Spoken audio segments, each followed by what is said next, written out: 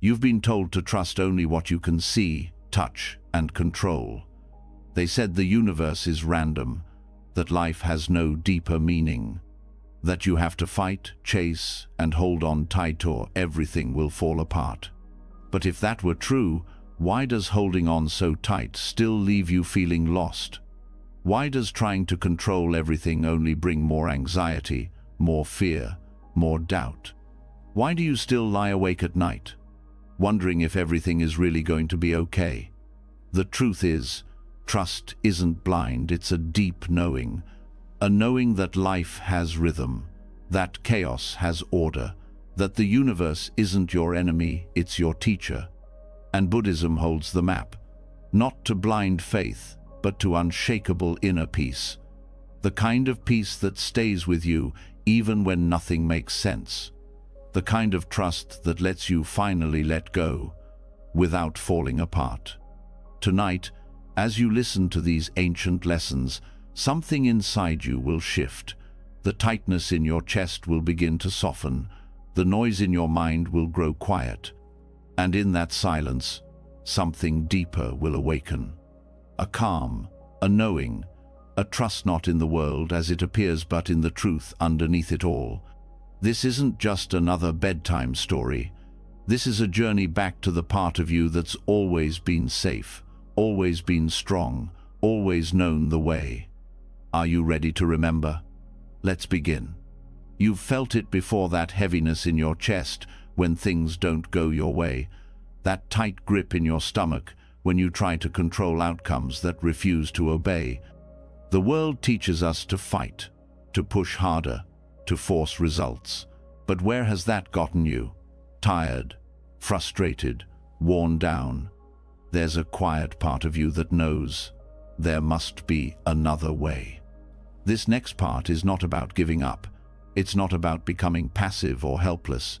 It's about discovering a strength so deep, so grounded, it doesn't need to control anything to feel safe. That strength is surrender. And no, not the kind that feels like defeat.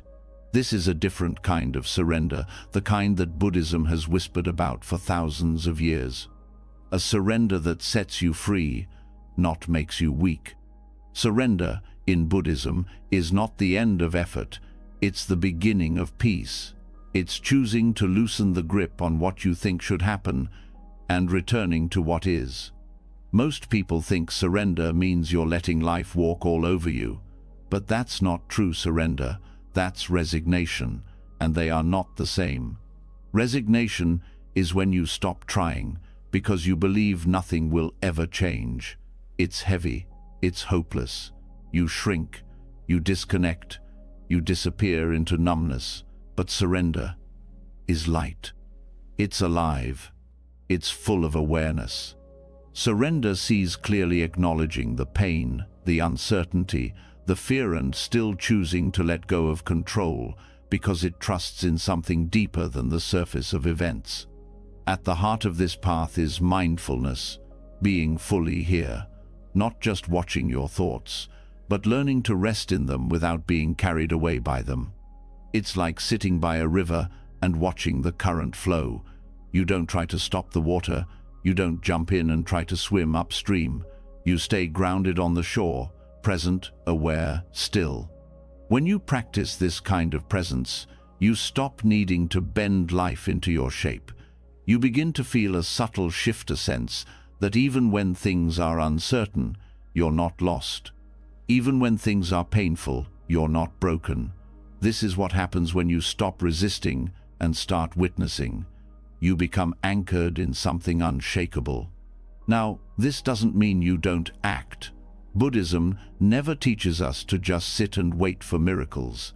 It teaches us to act without clinging to outcomes. That's the subtle power, knowing that you can give your full heart to something and still let it go. You speak the truth without needing to be understood. You love deeply without needing it returned in a certain way. You work hard without being owned by the results. This is one of the hardest things for the modern mind to accept. We've been trained that control equals safety. But Buddhism gently exposes this illusion. Control is temporary, fragile. It cracks under pressure. True safety comes from accepting the impermanence of everything and choosing to meet it with calm awareness instead of resistance. The Buddha taught that craving is the root of suffering. Craving doesn't just mean wanting something. It's the mental tightness, the grasping, the "it must be this way or I'll fall apart." That's the craving that burns us out. Surrender, then, is the release of craving. Not the release of desire, but the release of desperate need for life to meet our expectations. You can still set goals. You can still have dreams. The difference is, you are no longer tying your peace to the outcome. You are not saying, "I'll be okay if this happens." You are saying, "I will stay present and grounded no matter what happens." That's inner power. That's the power no one can take from you. Sometimes surrender looks like stopping, like resting, like choosing not to chase what keeps wounding you. Other times, surrender is fierce. It's standing your ground without needing to win. It's walking away from something not because you've lost hope, but because your soul is no longer willing to bargain for peace. It is not the same as giving up. It's giving up the struggle while still walking your path. There is a story in the Zen tradition about a monk who was robbed. The thief took everything except the monk's clothes. As the thief was leaving, the monk stopped him and said, "Wait, you forgot the gift of the moonlight." The monk had surrendered all attachment to possessions, but not from weakness, from freedom. He had nothing to lose, and therefore nothing to fear. This doesn't mean you need to give away your things or stop caring about your life. It means you stop clinging so tightly. You stop measuring your worth by what you hold. You stop fearing change. You start trusting that even when life takes, it often gives in ways we don't yet understand. Trusting the universe is not naive. It's not pretending everything is perfect. It's seeing clearly that you are not separate from the unfolding of life. You are part of the great wave. You don't need to control it. You just need to learn how to ride it. You surrender to the moment, not because you've lost power, but because you have it. You surrender because you've seen that resistance only brings more pain. You've seen how trying to force people, situations, or timing only makes the journey heavier. You've seen that true control is learning to work with what's here, not fighting against it. This path is not easy. It requires trust. And trust isn't something you just switch on. It's built through practice, through falling, getting up, and falling again. Through letting go 100 times a day. Letting go of needing to be right. Letting go of how fast you think healing should happen. Letting go of the voice that says, "You're behind." Letting go of fixing people. Letting go of being understood perfectly. Letting go of always needing a plan. Each time you do, even in small ways, you make space. Space for grace, space for stillness, space for something wiser than your mind to guide you. This doesn't mean you won't feel pain. It means you won't be crushed by it. Because now, you don't fight it. You breathe through it. You make space for it. And in that space, the pain begins to soften. It begins to speak. It begins to heal.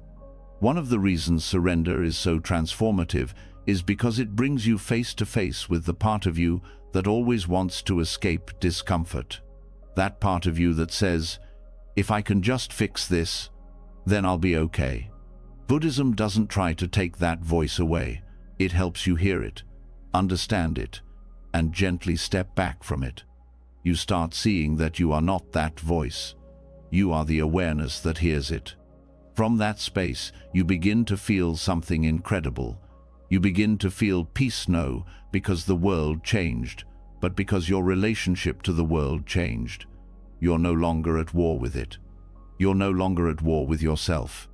And this is where true strength comes from. Not from hardening, not from pretending you don't care, but from opening, from allowing, from walking with your fear instead of running from it. You might wonder, if I surrender, will I lose motivation? Will I stop achieving? The truth is, the opposite often happens. When you stop obsessing over outcomes, you actually free up the energy to do things with more clarity, more focus, more joy. You start to act from love instead of lack, from purpose instead of pressure.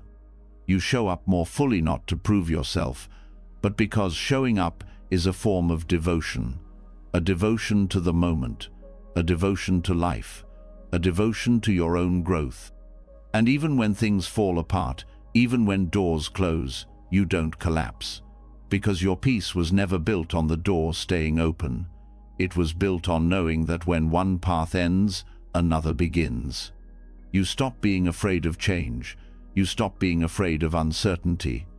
You start to trust that even if you don't know what's next, something in you is already ready for it. This kind of surrender takes practice. It takes patience. It takes 1,000 small choices every day. Choosing to breathe instead of panic. Choosing to listen instead of argue. Choosing to rest instead of push. Choosing to trust instead of control. And little by little, these choices rewire your nervous system. They teach your body that it's safe to let go. They teach your heart that it's okay to not have all the answers. They teach your mind that it can stop fighting and start flowing. Eventually, surrender becomes second nature. Not because you don't care, but because you care differently. You care with open hands instead of clenched fists. You care with a steady heart instead of a scattered mind. You care without needing to grasp. And in that space, something beautiful happens. You begin to feel peace in the middle of the unknown. You begin to feel love even in the absence of approval. You begin to feel whole even when things are incomplete. This is the subtle art of surrender. It doesn't shout. It doesn't demand. It doesn't chase. It simply lets go. And in letting go, it rises. Let that be your practice tonight. Not giving up, but letting go. Letting go of force. Letting go of fear. Letting go of the story that says you must have everything figured out. You don't. You just need to trust the step you're on and take it softly. Because when you surrender not from weakness, but from wisdom, everything begins to change. Not outside you, inside. And that changes everything. And as the grip of control loosens, as the breath deepens, as surrender roots itself into the soil of your awareness, something even more subtle begins to rise, an ancient understanding that your presence in the world is not isolated. That your choices, your thoughts, your speech, your silence, they ripple outward, touching everything. Not as punishment, not as reward, but as conversation, a dialogue, a living interaction with the very fabric of existence itself. This is karma, and everything you've been told about it may only scratch the surface. Most people hear the word karma and think of a cosmic scoreboard. Do good, get good. Do bad, suffer. But Buddhism speaks of karma in a much deeper, more nuanced way. It's not a tally. It's not divine revenge. It's not a fixed sentence written in the sky. Karma is movement. Karma is the echo of intention. It is the language through which your inner world speaks to the outer one, and the outer responds. Your every thought has a texture. Your every word has a frequency. Your every action leaves an imprint. These are not abstract metaphors. They are energetic realities. You're in conversation with life at every moment, whether you know it or not. And karma is that conversation's current. It starts in awareness, not in what you do, but in why you do it. The root, the seed beneath the surface. When Buddhism speaks of karma, it doesn't speak just of behavior. It speaks of volition, the mind that moves before the action is born. That quiet flicker of intention is where karma begins. Say you speak kindly to someone. On the surface, it may look like compassion, but if your motive was to be liked or avoid conflict, The karmic imprint is different. It isn't about performance. It's about truth. The universe is not responding to your mask. It's responding to your essence. Karma doesn't care what you pretend to be. It listens to the purity or distortion of your motive. That's why awareness is everything. You can't change karma by manipulating appearances. You change it by transforming the mind that acts. Karma is not a rigid punishment system, but a subtle teacher. It mirrors what you are, not what you claim to be. This can be confronting, but it's also liberating, because it means you're not trapped by your past.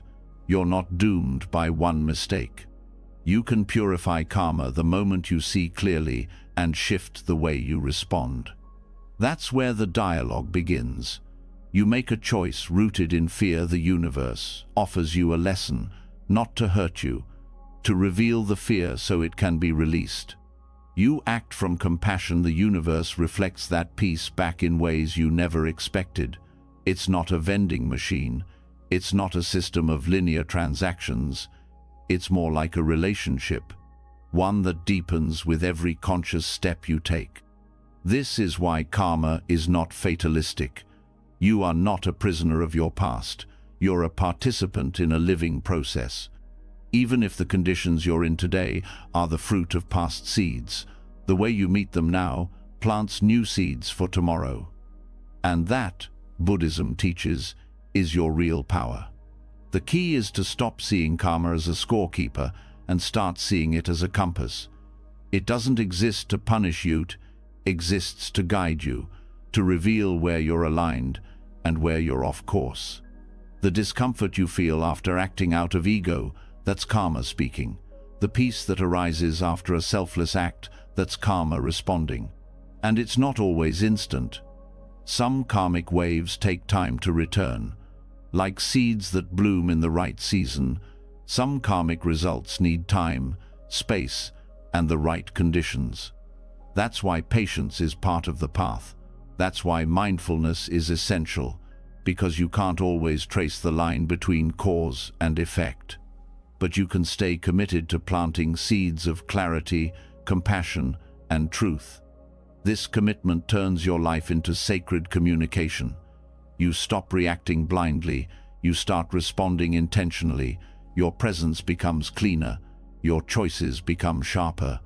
Even your mistakes become part of your awakening, because when they're seen without denial, they stop repeating themselves. That's one of the deepest lessons karma teaches. You are never being punished, you're being shown. Shown what still hurts, shown what still drives you unconsciously, shown where you still grasp, or avoid, or escape. Not so you can feel shame, but so you can feel freedom. Freedom doesn't come from avoiding karma. It comes from understanding it.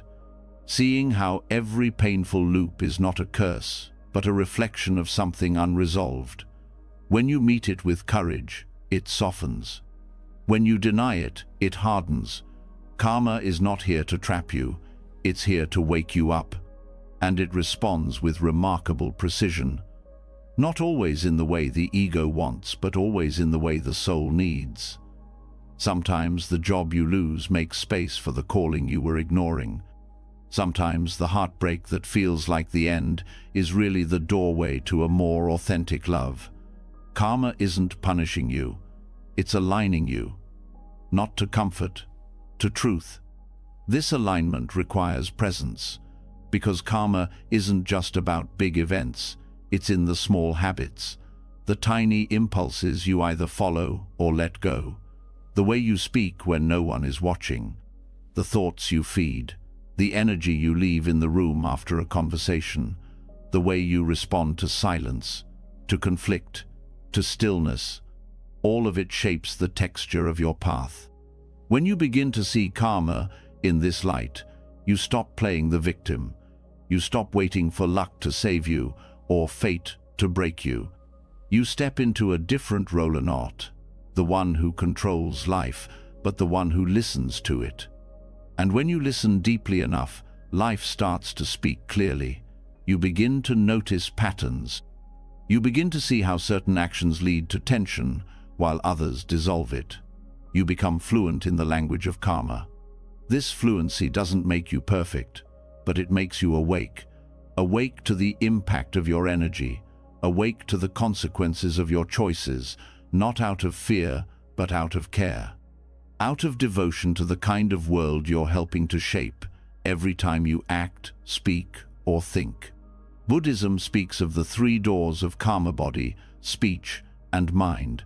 Each of these is a channel through which you participate in this dialogue. You don't have to be a monk or scholar to use them well. You just have to pay attention. Is your speech creating peace or separation? Is your action coming from kindness or pressure? Is your mind rooted in truth or delusion? The more you ask these questions, the more clear the dialogue becomes. You stop stumbling in the dark. You start walking in rhythm with something larger than yourself. That rhythm is not always easy, but it is always honest. And it's in that honesty that real peace begins. There's a reason karma is so misunderstood. It challenges the ego. It removes the illusion that life is random, that we're powerless, that things just happen to us. But once you start to see clearly, it's impossible to unsee. You start to feel the feedback loop. You notice how certain thoughts drain your energy while others restore it. You witness how resentment poisons connection, how forgiveness releases the tightness you didn't even know you were carrying. These are karmic moments, and they are happening all the time. This is why practice matters, not for perfection, but for refinement. The more you practice presence, the more sensitive you become. You don't need to wait for karma to knock you down to listen. You start listening now, with care, with humility, with love. Because love is karma too. Real love, not attachment, not control, but the kind of love that gives freely, listens deeply, and holds space without expectation. When your actions begin to rise from that place, karma shifts. Your life softens. You start to meet people who reflect your own growth. You find yourself in spaces that nourish you. Not because you manipulated life, but because you stopped resisting its natural flow. There's no shortcut to this, no secret formula, just presence, just honesty, just the courage to look at your life not as a random collection of events, but as a mirror. Every experience, a message. Every relationship, a lesson. Every challenge, an invitation. Some people hear this and feel overwhelmed, as if karma means every little thing will come back to haunt them. But that's not how it works. Karma isn't trying to punish your ignorance, it's offering you chances to grow out of it. It's the engine of evolution. It gives you exactly what's needed, not to shame you, but to shape you. That's why kindness matters, integrity matters, stillness matters. Because what you put into the world doesn't disappear. It echoes, it returns. And not always in the way you expect, but always in the way you need. That's the hidden beauty of karma. It's intelligent, it's intimate, and it's always inviting you back to balance, back to presence, back to truth. And so the practice continues, not to escape karma, but to participate in it fully, to live in a way that leaves soft footprints, to speak in a way that clears the air, to think in a way that uplifts, even when no one is listening, because someone is always listening. The universe hears what's behind your words. It hears what you won't say out loud. It reads the space between your actions, and it responds not to punish you, but to remind you. Remind you of who you really are beneath the patterns, beneath the ego, beneath the fear. Karma is not about being perfect. It's about being real, being aware, being responsible in a heavy, moralistic way, but in a sacred, empowering one. You are not here to chase approval.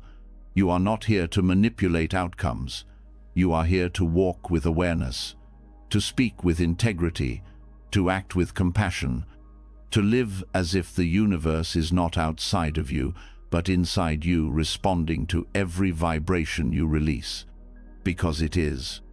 And once you know that, once you feel that, you can't live unconsciously anymore. You begin to choose with care. You begin to move with intention. You begin to trust that what you give, you live. This is karma. Not superstition, not fear, not punishment, but relationship, sacred, ongoing, alive. So the conversation never ends. Every thought you release, every action you take, every moment of clarity or confusion, it all echoes. You're always speaking to the universe, and it's always responding. But now another question begins to rise.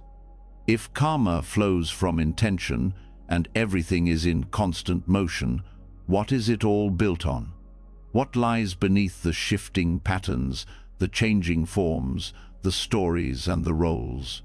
What remains when you peel back all identities, all attachments, all expectations? At the heart of Buddhist understanding is a truth so radical it undoes everything the mind holds on to. It doesn't give you something new to grasp. It invites you to see that nothing can be grasped at all. This is the teaching of shunyata, emptiness. Emptiness is not nothingness. It is not absence. It is not a void in the negative sense. It is spaciousness. It is openness. It is the lack of fixed, independent existence in all things. It is the realization that nothing exists in isolation. No self, no object, no event arises on its own. Everything arises in dependence on countless other causes and conditions. And this changes everything. Because when you truly see this, not just intellectually, but as a living truth, you stop clinging. You stop demanding permanence in a world that is built on change. You stop trying to build your sense of self on things that cannot hold the weight of identity. You loosen the grip on the idea of mine and me, and you begin to relax into something far more honest, flow. Understanding emptiness doesn't make you cold or detached. It makes you clear. Clear that your suffering comes not from impermanence, but from wanting things to be permanent, from treating the temporary as final, from grasping at shadows and wondering why your hands stay empty. But when you stop grasping, you begin to trust. Not because everything feels safe or predictable, but because you realize you were never in control to begin with. You realize that the unknown is not your enemy. The unknown is the nature of everything. And the more you resist it, the more it hurts. Emptiness reveals the space in which life unfolds. It's the silence between thoughts, the stillness behind movement, the open sky in which clouds appear and vanish. When you rest in this space, you stop fearing the next moment. You stop needing to hold on to the last one. You open. This openness is not passive. It's deeply alive. Emptiness allows full engagement with the present because you are no longer distorting it through attachment. You see clearly. You respond directly. You no longer need life to confirm your identity, so you are free to meet it as it is. And yet, the mind struggles with this. It wants something solid, something to hold. It wants a clear boundary between self and other, good and bad, success and failure. But shunyata reveals that these divisions are constructions useful sometimes, but ultimately empty of inherent meaning. Even your sense of I is a process, not a fixed point. What you call you is a flow of sensations, perceptions, thoughts, emotions, all interdependent, all conditioned. There's nothing in you that stands alone, untouched by the rest of the world. And that's not depressing, that's liberating, because it means you're not trapped. You're not frozen in some permanent identity. You can change. You can adapt. You can release the stories that no longer serve you. This is where cosmic trust begins to take root, not in certainty, but in spaciousness. In knowing that your value doesn't come from what you can hold on to, but from the awareness that holds everything. That awareness is not empty in a bleak sense. It is full of potential, full of wisdom, full of peace. When you let go of rigid definitions, you begin to see beyond appearances. You see how the person who hurt you was acting from their own conditioned patterns. You see how your own fear was never personal, it was a ripple in the sea of causes. This doesn't make you passive or naive, it makes you compassionate, because now you're not reacting to surface-level triggers. You're responding from a deeper understanding. And that response has clarity. It has balance. It no longer clings to outcome. It no longer spirals in fear. Because in the light of emptiness, even fear is seen for what it is: a thought, a wave, a passing condition. It arises, it fades. It's not the truth of who you are. So much of our pain comes from holding too tightly, holding on to roles, status, relationships, ideas. We attach meaning to things and then suffer when they shift.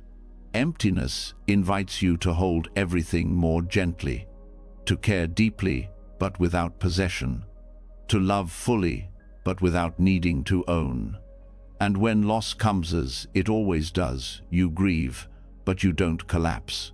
You hurt, but you don't lose yourself, because you've stopped confusing impermanent things with your permanent nature. You've stopped asking the world to stay still so you can feel secure.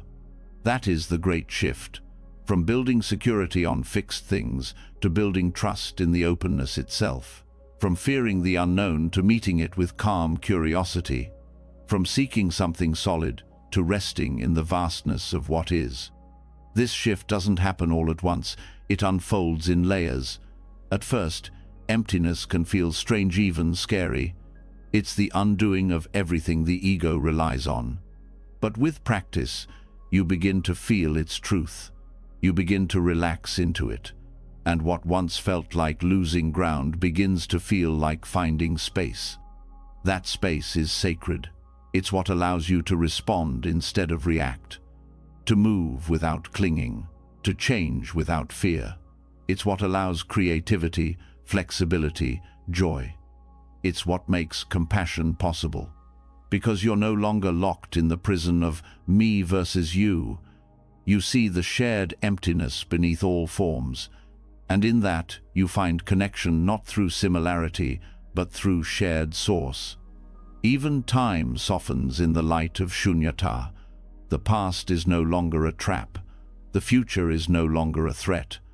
What matters is how you meet this moment, with this breath, in this awareness. And in this space, trust grows. Not trust in outcomes, but trust in presence, trust in the process, trust in life as it unfolds, even when you don't understand it. And this trust is not belief. It's not built on hope or expectation. It's built on direct seeing. You see that everything changes, that everything arises in dependence, that everything is empty of solidity and therefore open to transformation. This kind of vision doesn't make you detached from life. It connects you more deeply to it, because you're no longer trying to control the river. You're swimming in it. You're moving with the current instead of resisting it. You're learning to float in the unknown. In this way, emptiness isn't a lack. It's the ground of being, the space in which life happens. And when you trust that space, you stop needing to know everything. You stop fearing what's next. You trust not because you have a map, but because you know how to walk without one. This knowing is embodied. It shows up in how you speak, how you move, how you respond to the unexpected.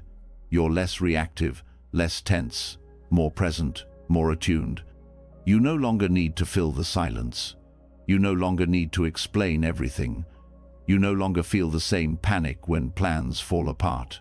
You see clearly. Plans are empty. Control is empty. Identity is empty. Not in a nihilistic sense, but in a freeing one. Free to change. Free to let go. Free to respond with care rather than fear. Even purpose becomes clearer in emptiness. Not as a fixed goal, but as a living responsiveness. You don't need to define your life in rigid terms.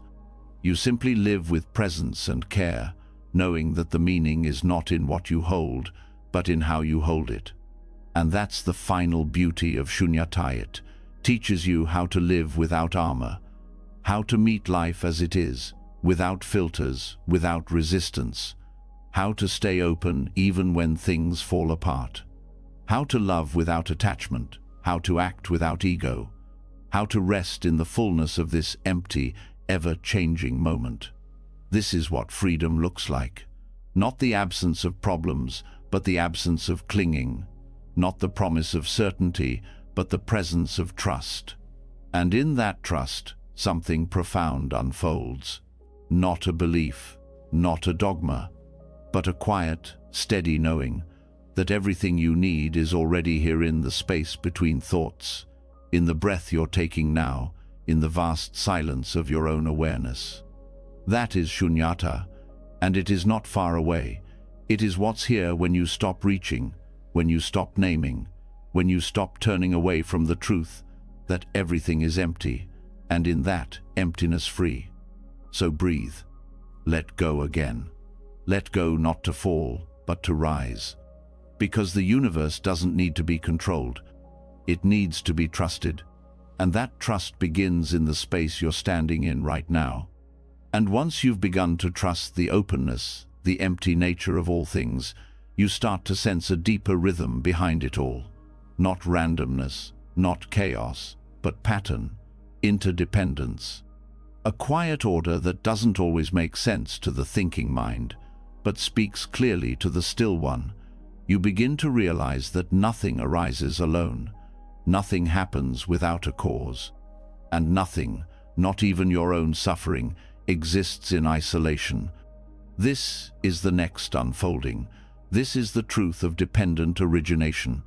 In Buddhism, this principle reveals that everything arises based on conditions. Not just the obvious ones, but layers upon layers of subtle influences that stretch far beyond what we can directly perceive. This isn't philosophy for philosophy's sake. It's a mirror showing you how your life, your reactions, your emotions, and your habits are not standalone events. They are linked, conditioned, connected. You weren't born into a vacuum.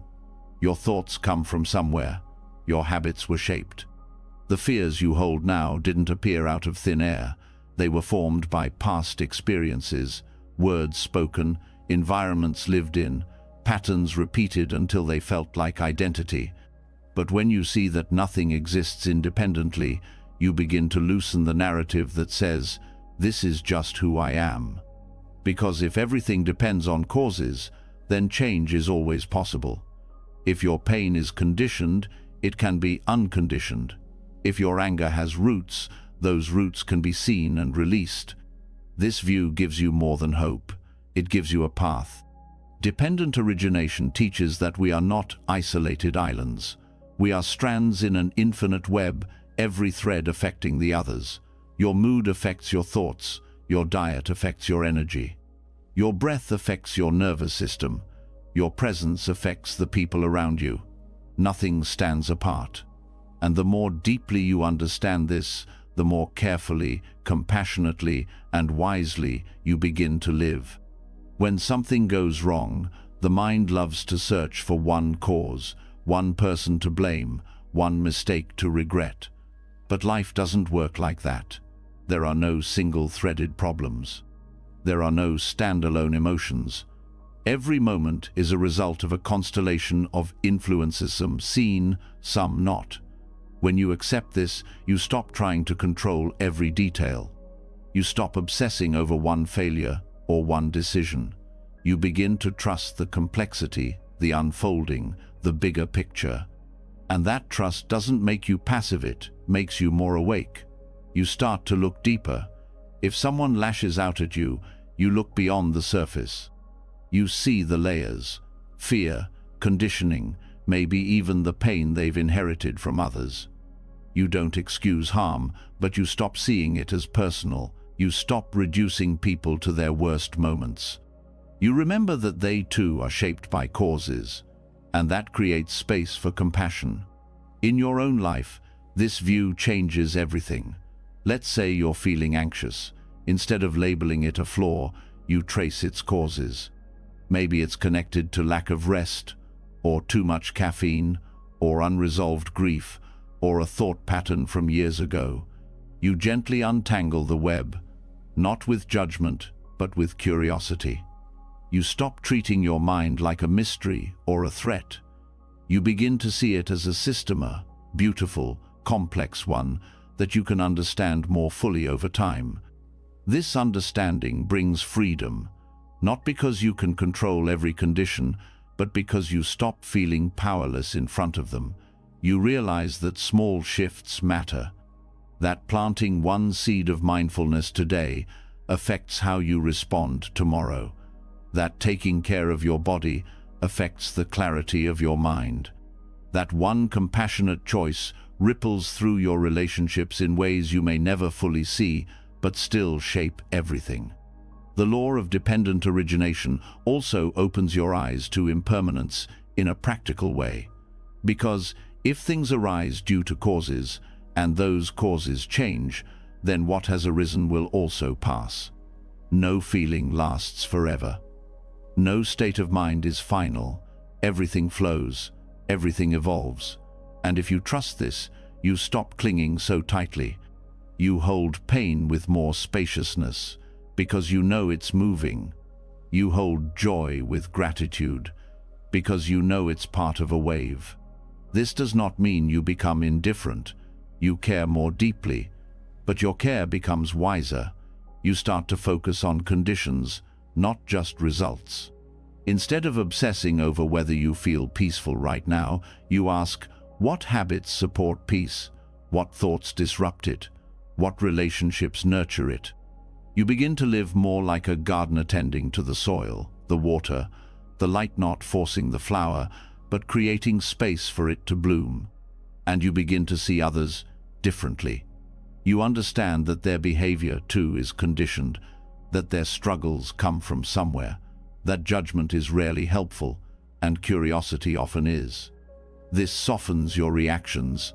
It expands your patience. It doesn't make you naive, it makes you grounded in wisdom. Because dependent origination doesn't just explain suffering, it also explains healing. It tells you that no transformation happens in a vacuum. Healing happens in relationships, in safe environments, in new patterns built slowly over time. This is why community matters. This is why your surroundings matter. You start to choose more carefully, not out of fear, but because you know you're always being shaped. The concept also dismantles the illusion of control in a powerful way. Not to leave you helpless, but to set you free from the obsession with controlling what is beyond your reach. You begin to focus on what is within your reach, your actions, your attention, your speech, your inner response. You let go of needing to predict every outcome.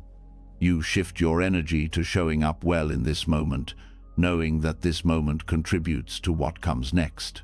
And that brings peace, because the anxiety of trying to manage the future begins to ease.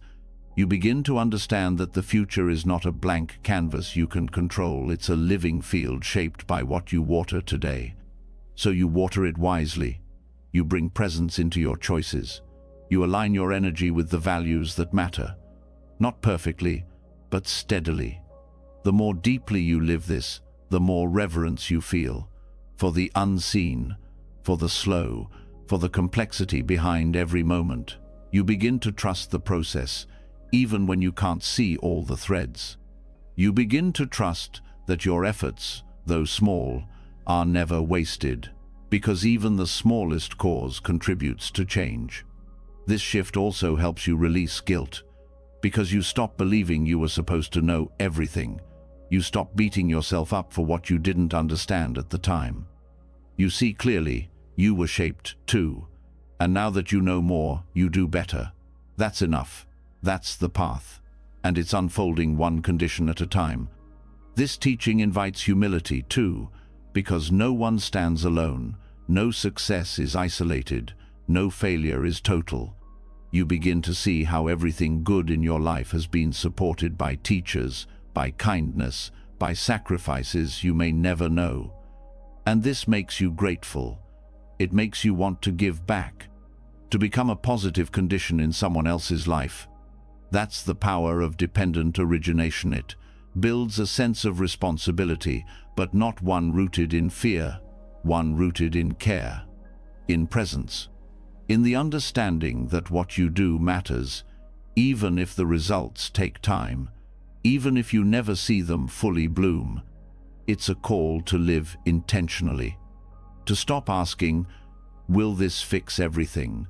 and start asking, "Is this one step in the direction of truth, compassion, or wisdom?" You no longer demand immediate results. You trust the process. You become more patient with yourself and others. This understanding also helps dissolve resentment, because you see how people are caught in their own conditioned loops.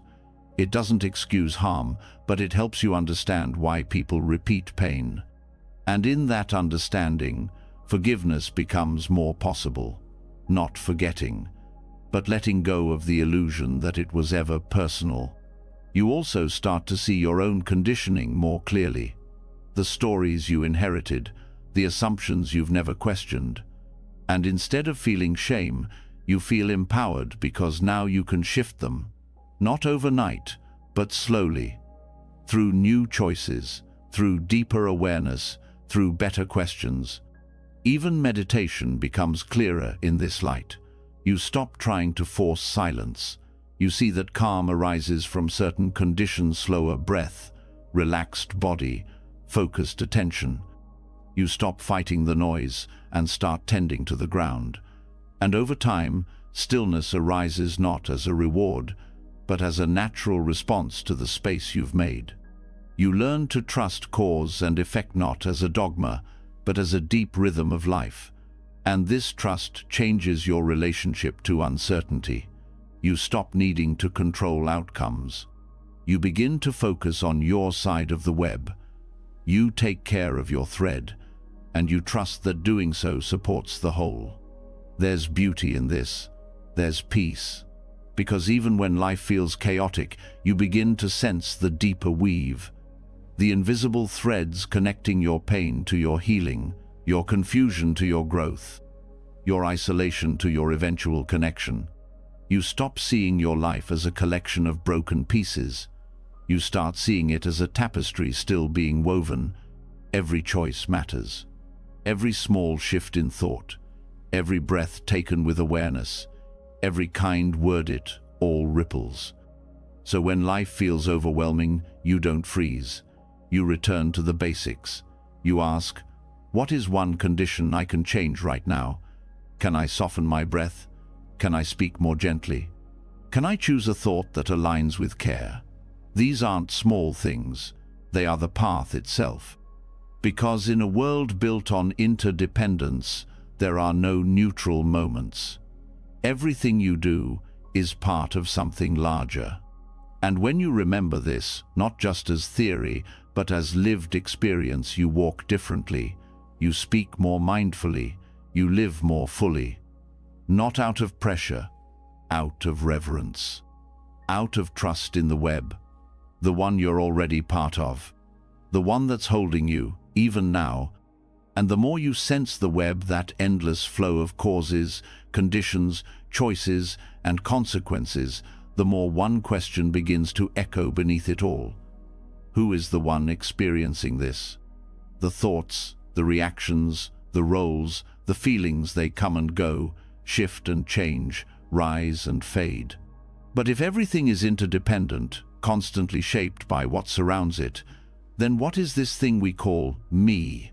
This is where the teaching goes deeper, into the heart of self, into the illusion that something fixed, permanent and separate sits at the center of your experience, into the Buddhist insight that there is no self, and that understanding this is not a loss but a profound freedom, one that builds a kind of faith that no outer certainty can ever give. To hear that there is no self can be unsettling at first. The ego, so used to building and defending identity, tightens in confusion. But Buddhism does not teach that you don't exist. It teaches that the self you take to be solid is, in fact, a construction assembled over time through memory, habit, desire, fear, and belief. It feels real. It feels central. But when examined closely, it begins to fall apart. Thought arises, then it passes. A mood appears, then shifts. The body changes year by year. What you believe at 20 may not hold at 40. What you cling to today may dissolve tomorrow. So who are you beneath all that movement? What remains when the labels drop away? The answer, in Buddhist thought, is not a hidden core or secret soul. It is awareness itself, clear, boundless, open, and unowned. Not a self behind experience, but a field through which experience flows. The moment you stop clinging to a fixed identity, something expansive reveals itself. And it isn't a void of meaning. It's a release of confusion. You begin to see that the self you defend, your reputation, your opinions, your story, is not the stable foundation you thought it was. It's a pattern, a reflex, a response to conditions. And while it's functional, it's not ultimate. Recognizing this doesn't erase your personality, it removes the illusion that your personality defines you. And this is where unshakable faith begins to emerge. Not the faith of blind belief, but the faith that comes when you stop placing your security in something that always changes. As long as you tie your worth to your image, you will suffer. As long as you chase meaning through roles and titles, you will remain anxious. As long as you believe you are the thinker of every thought, the controller of every feeling, the doer of every action, you will live in fear of falling short. But when you see clearly that there is no solid self to protect, you soften, you relax. The need to win, to prove, to justify begins to dissolve. You don't become passive, you become free. You begin to act, speak, and move not from a place of identity maintenance, but from a place of deep responsiveness. In that space, life flows more naturally. You no longer feel responsible for keeping an idea of yourself alive. Instead, you begin to trust the intelligence that moves through you when the ego steps aside. This is not about disappearing, it's about opening to something far more spacious than the story of me. The no-self teaching invites you to see through the illusion of control. You don't choose your thoughts before they appear. You don't pick your emotions like groceries off a shelf. They rise, they pass, they move in response to countless hidden causes. And yet, we suffer when we identify with 𝗕𝗓𝗓 if every flicker of mind defines who we are. But it doesn't. When a wave crashes on the ocean surface, the ocean doesn't become the wave. It holds it, lets it rise, lets it fall. In the same way, awareness holds thought, feeling, sensation, but is not defined by any of them. You are not the wave. You are what holds the waves without clinging. This recognition builds a deep inner trust. Not because you have answers, but because you stop asking the wrong questions. You stop asking, who am I supposed to be? And begin to rest in what is arising now. You stop trying to fix your identity and start paying attention to your experience. In that attention, the ego softens and the present moment sharpens. And in that sharpness, clarity grows. You begin to trust not in the self, but in the process. Not in a fixed identity, but in the unfolding. Not in rigid belief, but in direct awareness. And that trust becomes 𝗙𝗪𝗓𝗄 because it's never tested, but because it's not built on anything that can be broken. This shift changes how you suffer. Before, pain felt personal. Now, it's just part of the flow. Before, fear meant failure. Now, it's just energy moving. Before, doubt meant you were wrong. Now, it's a doorway to deeper inquiry. You don't reject anything. You don't cling to anything. You let it come. You let it go. And in letting go, you find peace. This does not mean you stop functioning in the world. The relative self remains. You still use your name. You still pay bills. You still have conversations. But inside, something shifts. You're no longer confused about where your freedom lies. You stop looking for security and status. You stop tying happiness to approval. You begin to trust the silence more than the story. And this trust creates stability, not the brittle kind that snaps under pressure, but the flexible kind that bends and holds. When someone disagrees with you, you don't panic. You don't need to defend an identity. When plans change, you adjust. When praise comes, you don't inflate. When criticism hits, you don't collapse, because you are no longer the identity reacting. You are the awareness responding. This is the heart of Buddhist practice, not to build a better self, but to see through the illusion of a fixed one. And in that seeing, to rest more fully in reality. You stop seeking constant validation. You stop fearing imperfection. You start living in tune with what's real, not what the ego wants to believe. And what's real is always changing, always moving, always more than what one self-concept can contain. So you let go, you trust, you surrender not to passivity, but to presence. You show up for your life without needing to be anyone special. And that is where true power begins. Because in truth, the ego is exhausted.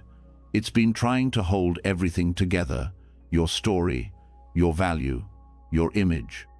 But when you see that it doesn't need to, that there's no fixed self to protect, everything gets lighter, even grief, even anger, even failure. You meet it all with curiosity instead of fear.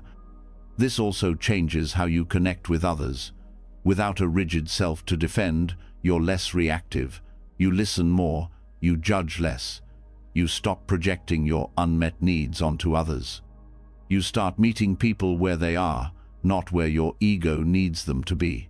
This makes love more honest, more unconditional. You become less attached to roles. Whether someone sees you as strong or weak, right or wrong, doesn't shake your ground, because your ground is not made of image anymore. It's made of presence. And presence is not dependent on perception. That's why this teaching builds faith, because it brings you closer to truth. And truth, even when it's uncomfortable, is stable. The closer you are to it, the less you fear life, the less you fear death, because both are part of a process, not interruptions to a self. When there is no fixed self to preserve, there is no fear of losing it. And that's the root of deep spiritual confidence, not egoic pride, but quiet strength. You no longer need to feel important, you just need to be clear. You no longer need to feel certain. You just need to be present. You no longer chase meaning in the future. You live it now by being fully here. There's beauty in this, because once you release the pressure to be someone, you are free to truly see. To notice the breeze, the breath, the light, the subtle unfolding of life, as it is, not as you want it to be. You stop editing the moment, you start participating in it. And even when old habits return, as they will, you don't panic, you don't fall back into shame. You see them, you greet them, you work with them, without judgment, without identification. You treat even your egoic patterns as passing clouds, not as failures, but as conditions to be understood. This is what it means to walk the middle path, not clinging to the self, not denying experience, but resting in the awareness that holds both. That awareness doesn't belong to you. It is what you are when the mind is quiet, when the story softens, when the labels drop. It's peaceful there, not because life stops hurting, but because your relationship to pain has changed. You stop needing to escape it. You stop turning it into identity. You meet it, you hold it, And then, when it's ready, you let it go. And even if it stays, you stay with it not as the one who suffers, but as the one who sees. In the end, the no-self teaching isn't about losing yourself. It's about seeing through the layers that were never you to begin with, and in that seeing, a quiet trust begins to grow. A trust that doesn't waver when plans fall apart. A trust that doesn't need applause. A trust that doesn't collapse under change. Because now you know, you were never the wave. You were always the ocean. Still, vast, free. And as the grip of ego fades, as the story of me dissolves into the stillness of awareness, something begins to surface, something deeper than thought, quieter than emotion, clearer than analysis. A presence that doesn't argue, a knowing that doesn't need proof.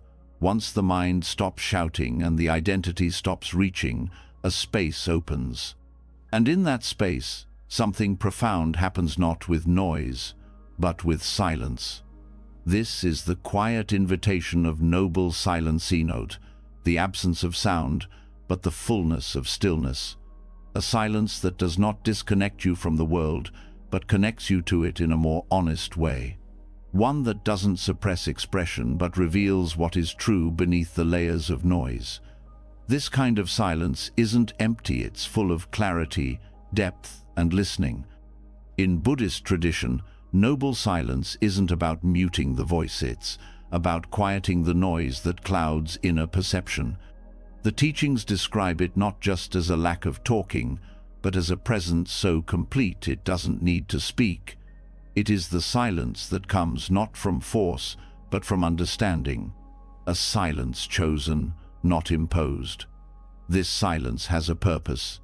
It is not a retreat from life, but a deeper entry into it.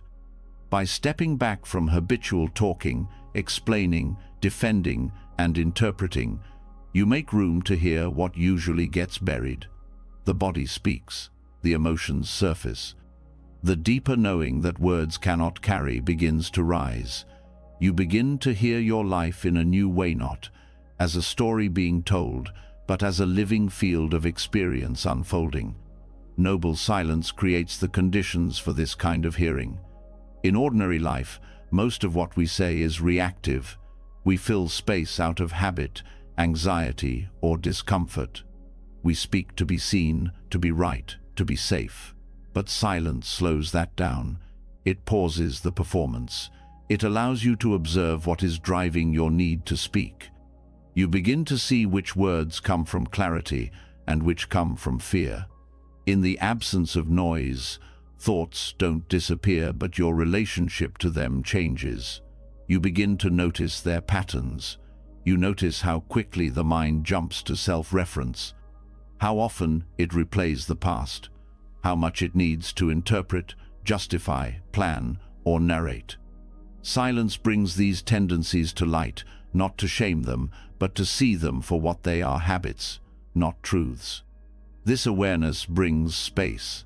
Space to choose, space to listen, and not just to others, but to yourself. In silence, intuitive knowing becomes more accessible, no because it wasn't there before, but because now there's less interference. You begin to distinguish the voice of habit from the voice of insight. One is loud, urgent, restless. The other is quiet, stable, steady. And the more you listen, the more clearly you hear. The silence also brings you closer to the present. Without the distraction of speech, you start to experience life directly. You feel the breath more fully. You notice the tension in your body. You see the details of your surroundings with sharper attention. Presence is no longer a concept, it becomes your natural state when the noise fades. Trust begins to deepen here, not because you've figured things out, but because you've learned to be with what is. Silence is the doorway to that kind of trust, the kind that doesn't demand answers, but allows space for answers to arise on their own. You stop forcing clarity. You allow it. And when it comes, it's more stable because it's rooted in direct perception, not in mental noise. Noble silence is also a powerful teacher in relationships. It reveals how much of our connection is built on assumptions, projections, and the need to fill space. When you are silent with someone, not in avoidance, but in presence, something shifts. A deeper layer of connection opens. You begin to listen, not to respond, but to understand.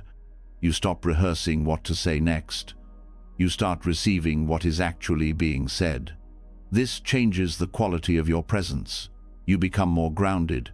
People feel safer around you, not because you have the right words, but because your silence is not empty. It is awake.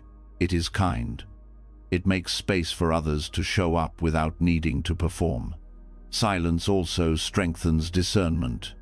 You begin to sense which words need to be spoken and which do not. You stop wasting energy on explaining what doesn't need defending. You stop speaking to avoid discomfort. You start to value truth over approval. And when you do speak, your words carry weight not because they are loud, but because they are chosen. In noble silence, you learn the art of restraint not as suppression, but as power. You see that not every emotion needs to be voiced to be valid, that not every insight needs to be shared to be real, that not every opinion needs to be heard to matter. Silence teaches humility. It teaches timing. It teaches you to value presence over performance. In moments of deep silence, something else becomes clear. Your connection to the universe doesn't require constant thinking. It doesn't require explanation. It doesn't need words to be real. It is felt, known, trusted. This is where inner guidance speaks not through noise, but through clarity, not in the voice of the mind, but in the stillness behind it. This kind of trust cannot be taught through argument or logic. It grows through presence, through being with silence long enough to recognize it as a teacher, not a threat. Through choosing stillness over distraction, even when it's uncomfortable, because that discomfort is the edge of transformation. It's where the surface noise breaks and something deeper can rise. And what rises is often not what you expected. It might be old emotion, unprocessed grief, fear that had been hiding under the busy surface. Silence doesn't suppress these things, it invites them up. And when met with care, they begin to release, not through solving, but through seeing. This is why silence is not escape, it's confrontation, the gentle kind, the honest kind, the kind that heals by revealing what has been ignored, the kind that builds trust not by providing answers, but by removing the noise that keeps you from hearing them. Silence is also the space where you learn to witness thought without becoming it. Without speech to reinforce identity, the ego has less to stand on. Its opinions have nowhere to land. Its stories have no audience. You begin to see that much of what you think you need to say was only ever meant to protect a version of yourself that never really existed. In that seeing, the ego loosens. And what takes its place is not a blank void but presence, awareness, the kind that doesn't need to narrate life to feel alive, the kind that knows truth without needing to explain it. This practice doesn't need to be extreme. You don't have to disappear into the mountains or renounce all speech. You can begin right where you are, a few minutes a day, a morning without talking, a walk in silence, a meal without distraction. These moments matter. They change how you relate to yourself and to the world. Over time, silence stops being awkward. It becomes a friend, a refuge, a reminder. When things feel chaotic, silence brings you home. When the mind races, silence slows the spin. When life feels loud, silence helps you hear again not just your own needs, but the pulse of something greater moving through everything. This is how you begin to hear the universe, not through signs in the sky or answers written in stone, but through subtle knowing that arises when you're quiet enough to receive it. When you stop filling the space, you discover that the space is not empty. It is full of guidance, of clarity, of wisdom. You begin to trust this. You begin to live by it. You make decisions not from panic, but from inner alignment. You say yes not out of obligation, but from inner clarity. You say no without guilt. You stop needing to explain your truth, because you are no longer disconnected from it. And when you do speak, your words carry that silence with them. They are fewer, more precise, more honest, less reactive, more kind, because they are not trying to cover silence, but to express what it revealed. The more you practice noble silence, the more natural it becomes. You begin to crave it, not as escape, but as alignment. You stop needing to run from your inner world. You start resting in it. And from that rest, a new kind of movement arises, not driven by restlessness, but guided by stillness. You discover that silence is not the opposite of action, it is the source of wise action. It is where true response is born, where clarity replaces confusion, where knowing replaces doubt, where connection replaces performance. This is the quiet power of noble silence. It does not demand attention, it does not shout, it does not seek credit, but it changes everything. Not by doing more, but by allowing more. Not by controlling the moment, but by entering it fully. And in that fullness, you begin to hear not just your own thoughts, but the quiet rhythm of something far beyond you, a presence that has always been there, waiting to be heard. In silence, you remember. And in remembering, you trust. The deeper you go into silence, the more clearly you begin to feel what words often fail to express. Underneath all the noise, beneath every question, past every layer of confusion, what remains is tenderness. Not weakness, but a raw, open presence that notices suffering and does not turn away. Silence doesn't just connect you to your own truth. It softens the boundary between yourself and the rest of the world. You start to sense that your pain is not separate from anyone else's, that your healing is tied to theirs. And from this recognition, something powerful begins to take shape, the will to serve, to awaken not only for yourself, but for all beings. This is the heart of the Bodhisattva path. In Mahayana Buddhism, the Bodhisattva is not a perfect person or a distant ideal. It is a commitment, a direction, a vow made again and again, not out of obligation, but out of deep compassion. The vow says, I will not abandon the world. I will awaken fully, and I will keep returning for others, even if it takes lifetimes. These are not just poetic words. They are a radical act of trust. When you take these vows, even silently within your own heart, you are declaring something profound, that liberation is not an individual escape, but a shared journey. That freedom is not real unless it includes everyone. That the deepest purpose is not self-improvement, but boundless care. This vow shifts everything. It anchors your path in something bigger than your own comfort. It gives meaning to difficulty. It reframes struggle. When pain arises, you no longer ask only how to escape it, you ask how to use it, how to understand it, how to transform it, and how to help others through it. Your suffering stops being personal. It becomes part of your training, part of your capacity to understand the pain of others without turning away. The Bodhisattva doesn't wait to be perfect. That's not the point. The vow is made in the middle of the mess, in the face of doubt, in the presence of fear. The vow is what carries you through those states. It holds you when your own motivation falters. It reminds you that the path is not about feeling good all the time. It's about staying present, open, and committed, even when it's hard. Taking this vow means you start to live from a different center. Instead of constantly asking, "What do I need?" you begin to ask, "What is needed?" You start listening more deeply not only to your own heart, but to the suffering around you.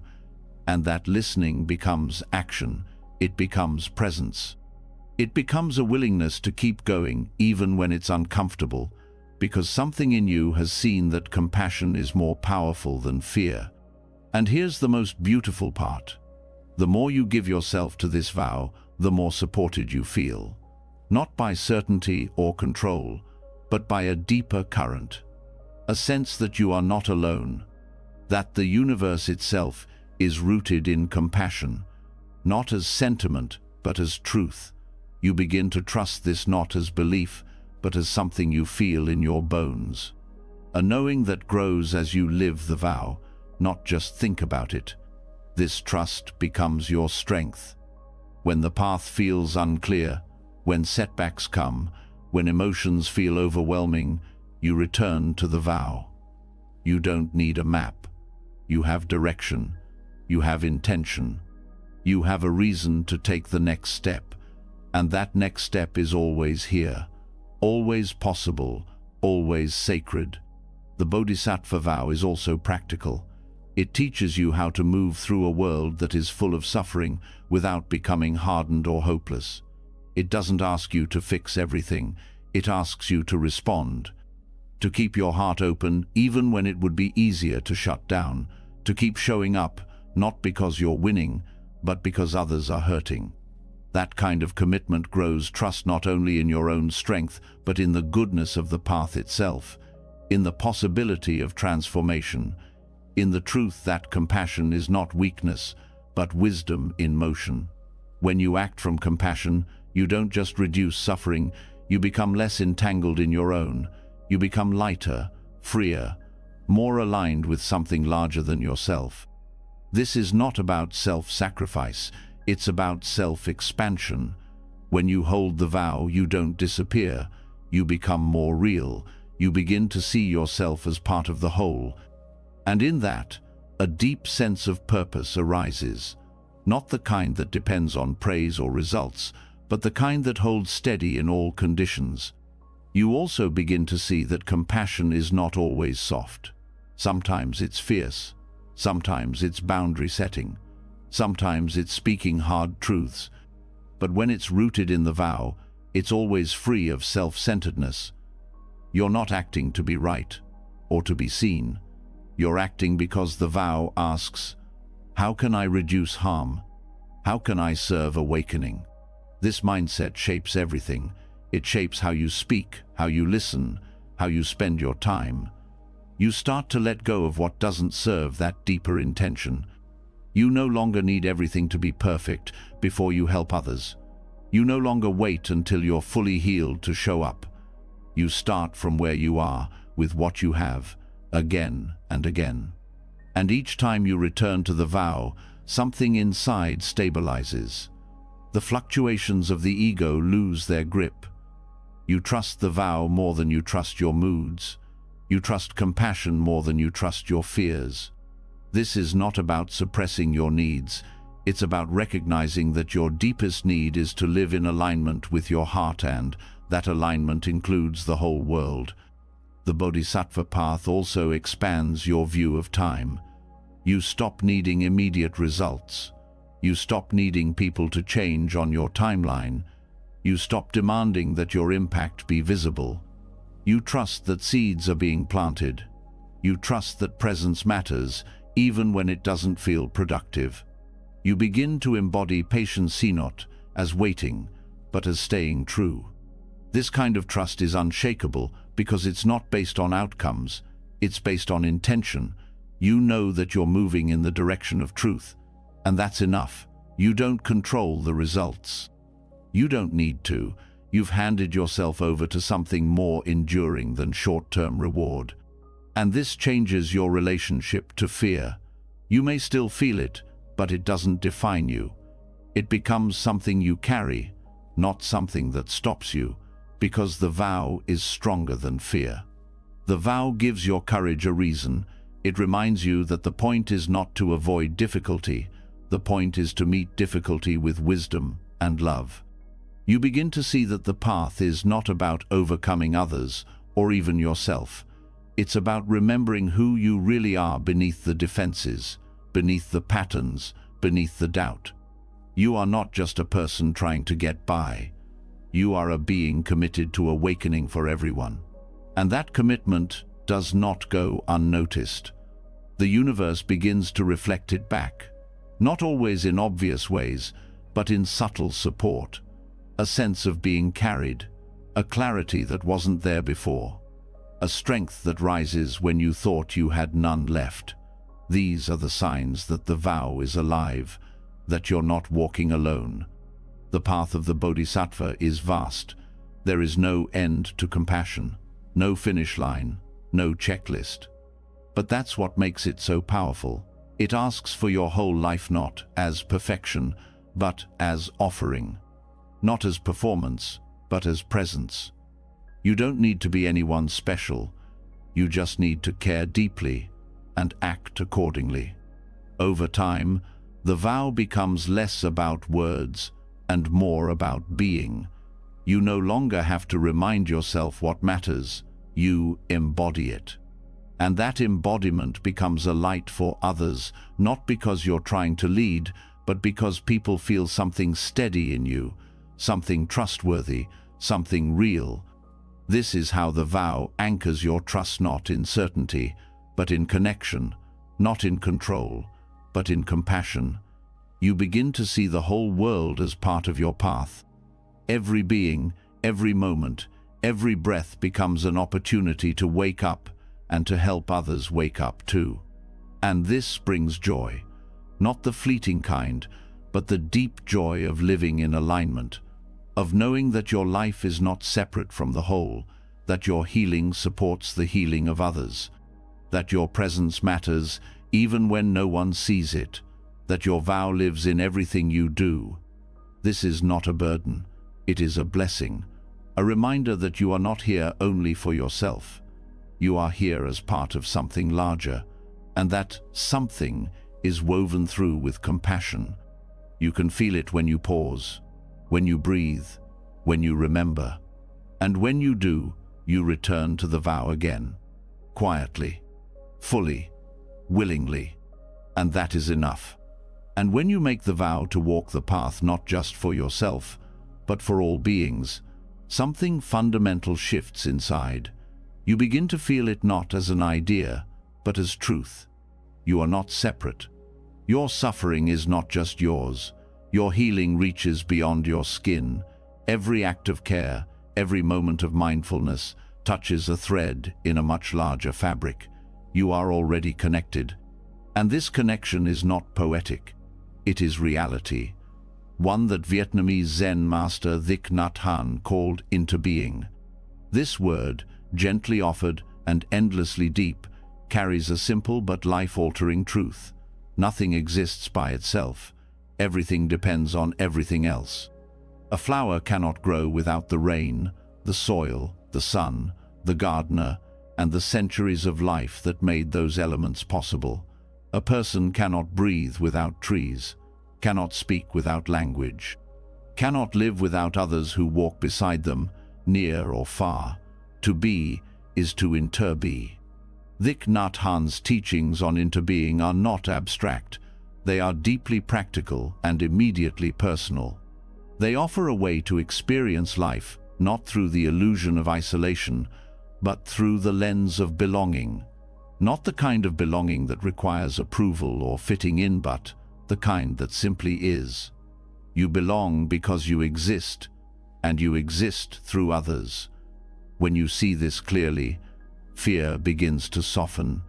Much of the fear that lives in the human heart comes from the belief that we are alone, that our pain is ours alone to carry, that our joy is fleeting because it ends with us, that our mistakes cut us off from love. Interbeing dissolves this illusion. It shows that your joy is part of a shared field, that your pain echoes through generations, not to burden you, but to be seen, felt, and transformed. That your existence is never separate, even when you feel lonely. This does not mean we lose ourselves in others. It means we see ourselves more clearly because of others. Thich Nhat Hanh often spoke about how we cannot remove a sheet of paper from the tree, the sun, the logger, or even the clouds. The paper holds all of them. In the same way, you hold your parents, your teachers, your friends, your ancestors, and even the strangers who have touched your life unknowingly. When you begin to see through this lens, your sense of identity becomes less rigid. You stop needing to define yourself so sharply. You stop clinging to separation as protection. Instead, you soften into connection, not in theory, but in the way you breathe, the way you speak, the way you listen. You begin to understand that your words affect not only the person you speak to, but the entire atmosphere of your world. Thich Nhat Hanh invited people to experience this by slowing down, by walking gently, by eating with awareness, by speaking with intention. These practices are not rituals for their own sake. They are doorways. When you eat a piece of fruit with full attention, you taste not just the sweetness, but the earth, the rain, the sun, the hands that picked it. You taste the world in a single bite. And in that awareness, gratitude arises not forced, but natural. This awareness of interbeing also deepens responsibility, not out of guilt, but out of love. When you realize that your well-being depends on the well-being of others, you care differently. You don't act only for yourself. You begin to see that healing your own heart helps soften the hearts of others, that being patient with yourself allows you to be more patient with the world, that when you speak with kindness, you shift the air others breathe. Interbeing teaches that transformation is not linear or limited to one person at a time. It ripples. Every moment of presence, every act of compassion is part of a larger movement. This gives meaning to even the smallest action: a smile, a pause, a breath taken instead of a reaction. These things are not small. They are threads in the tapestry of life. They matter more than we know. The beauty of this view is that it makes space for everything. You don't have to deny your suffering to be part of the whole. You don't have to hide your imperfections. Interbeing includes the broken pieces. It includes the shadow. It includes the parts of you that still feel cut off, because those parts too are shaped by relationships, by past pain, by unmet needs, by forgotten kindnesses. Nothing is outside the web. And this brings humility. You stop assuming you know what others are carrying. You stop judging so quickly. You begin to ask different questions, not "what's wrong with them?" but "what are they connected to that I cannot see?" You begin to listen for what is unspoken. You begin to honor the complexity of every being you meet. Interbeing also helps you face difficulty without despair, because even when the world seems dark, when violence, hatred, or division dominate the news, you remember that this is not the whole story. There are still countless unseen acts of care, of courage, of resilience. The good is not louder, but it is always present. It lives in the web, in the daily choices of millions, in the quiet prayers, in the meals shared, in the people who do what's right when no one is watching. Thich Nhat Hanh's life was a living example of this. A monk, a poet, a peace activist, worked tirelessly for justice, but always from a place of deep stillness. He never separated inner peace from outer action. For him, mindfulness was not a private escape, it was a way of walking through the world in harmony with all life. To breathe in awareness was to connect with the breath of the earth. To speak with care was to water seeds of trust in others. This is how interbeing becomes more than a philosophy. It becomes your way of being. You don't need to understand it all intellectually. You live it, you sense it. You begin to feel that your heartbeat is part of something larger, that your healing is the earth healing, that your laughter is the sky clearing, that your tears are part of the river flowing toward wholeness. And when you stumble, as you will, this view offers support. You are not alone in your confusion. Others have walked this path. Others are walking it now. You can lean on their presence, their wisdom, their compassion even if they are not physically beside you. The bodhisattvas, the ancestors, the community of the awakened, visible and invisible, are always here. The web holds you, even when you forget. You begin to live with more ease.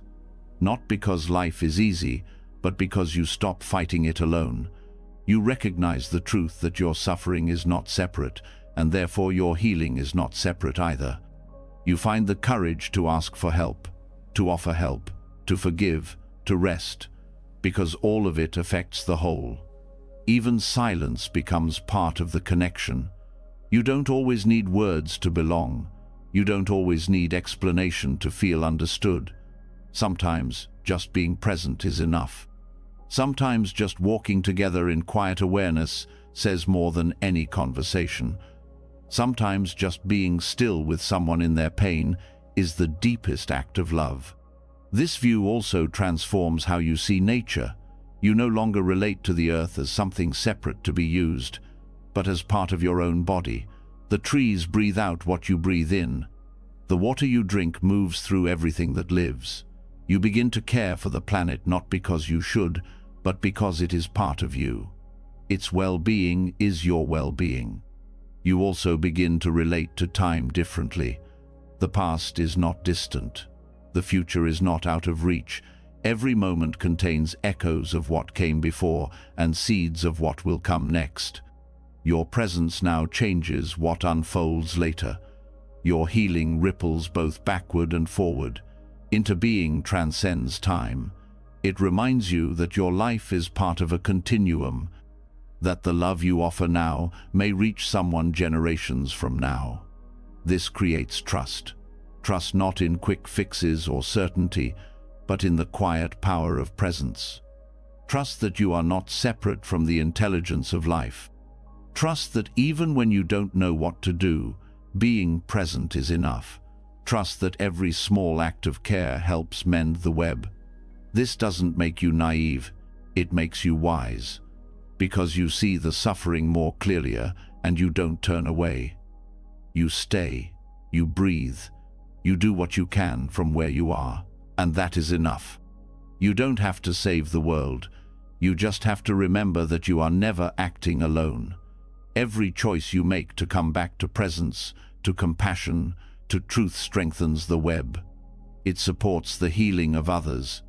It makes space for connection to grow. And in that space, you are no longer lost. You are part of the movement. You are part of the breath. You are part of the earth, the sky, the rain, the people walking beside you. You are already part of everything. That is interbeing. And it is not something you have to earn. It is what you are. Once you recognize that you are not separate, that your life breathes through others and theirs through you, the question shifts from who am I to how am I showing up now? The truth of interbeing brings your attention fully to this moment, not to escape the world, but to fully join it, not to control it, but to meet it as it is. When you live from the understanding that everything is connected, your presence becomes more than awareness, it becomes alignment. This is where mindfulness becomes more than a tool. It becomes a path into harmony with the universe itself. Not because the universe demands something specific from you, but because when you are fully present, you naturally move in tune with it. The more aware you become, the more sensitive you are to the intelligence that flows through all things. You stop living by habit. You begin living by direct contact with life. Mindfulness of the present is not passive watching, it is active participation. It means paying full attention to what is here without the filters of past or future. You stop relating to now as a means to something else. You stop turning each moment into a stepping stone to the next. You arrive, and in that arrival, something profound opens up. Clarity. This clarity is not a thought, it is a direct seeing. You begin to understand without needing to analyze. You sense what needs to be done without calculating. You say the right thing without rehearsing. Not because you're perfect, but because you're in rhythm with the reality unfolding before you. You trust your steps because they come not from anxious thinking, but from grounded presence. This is what it means to be aligned not with your plans or expectations, but with the deeper movement of life itself. The moment you release your grip on how things should be and return to how they are, you open the doorway to flow. And flow is not random, it is intelligent, it carries within it the balance of all things. Mindfulness is the key that unlocks this balance. When you are mindful, you stop adding extra layers of resistance. You stop feeding the inner noise. You begin to witness your thoughts without becoming them. You feel emotions without being ruled by them. You make space for what's here, and in doing so, you make space for insight. Insight arises not from effort, but from stillness. When your attention is rooted in the present, you become more available to truth. You notice subtle patterns. You hear what is usually drowned out. You respond instead of reacting. This does not mean life becomes easy. It means you are no longer lost in confusion when it becomes hard. The universe is always moving toward balance, even when it appears chaotic. And when you meet it with full awareness, you align with that balancing force. Your presence becomes part of that healing current. You don't need to understand the whole picture. You need to stay close to what is true right now. This is why mindfulness is not a retreat from life. It is a full entry into it. When you are truly present, you stop operating from a fixed identity. You are no longer defending the past or fearing the future. You are available to life as it arises. And that availability is power, not the kind that dominates, but the kind that cooperates, that listens, that adapts. Mindfulness also shifts the way you relate to time. The future stops being a source of constant anxiety. The past stops being a weight you carry. You realize that the only place where life can actually be touched is here. Plans may still be made, but they are not clung to. Memories may still arise, but they are not mistaken for reality. You begin to live with one foot fully planted in the ground beneath you. And in that groundedness, there is peace. Not because everything is resolved, but because you are no longer scattered. Your energy is no longer split across timelines. You are here, and because of that, you can act clearly, speak honestly, listen fully. You become trustworthy not just to others, but to yourself. Because you are no longer being pulled in 1,000 directions, this integrity is what brings depth to your presence. When you are mindful, you are not pretending to be calm, you are rooted in calm. You are not acting thoughtful, you are actually thinking with care. You are not managing impressions, you are living from truth. That alignment is felt, others sense it, the world responds to it. This is where trust in universal intelligence deepens. Because the more you live in the present, the more you notice that you are not guiding everything on your own. Some moments unfold with perfect timing, even without your control. Some answers arrive when you stop trying to force them. Some doors open when you pause long enough to see them. These are not coincidences. They are the natural result of living in alignment with the present. When you're mindful, life feels less like something to figure out and more like something to participate in. You begin to sense that every moment is offering something, not just pleasure or pain, but teaching, direction, an invitation to come closer to the center of your own awareness. The more present you are, the more clearly you hear that invitation. Even in discomfort, presence helps you stay grounded. You stop needing to fix everything right away. You stay with the feeling. You allow it to teach you, to move through you, to soften you. This kind of patience is powerful. It's not passive, it's transformative. It changes your nervous system. It retrains your mind. It teaches your heart how to open in the middle of uncertainty. When you're truly present, you don't need to perform. You are enough as you are. This releases so much inner tension. You don't have to constantly seek validation. You don't have to chase meaning. Meaning begins to arise naturally from the quality of your attention. Even simple acts of breath, a step, a kind word become meaningful when they are given your full awareness. And that awareness is contagious. When others are with you, they feel invited to slow down, to drop their masks, to be more real. Presence has that effect. It's not loud, it doesn't demand. But it changes the space.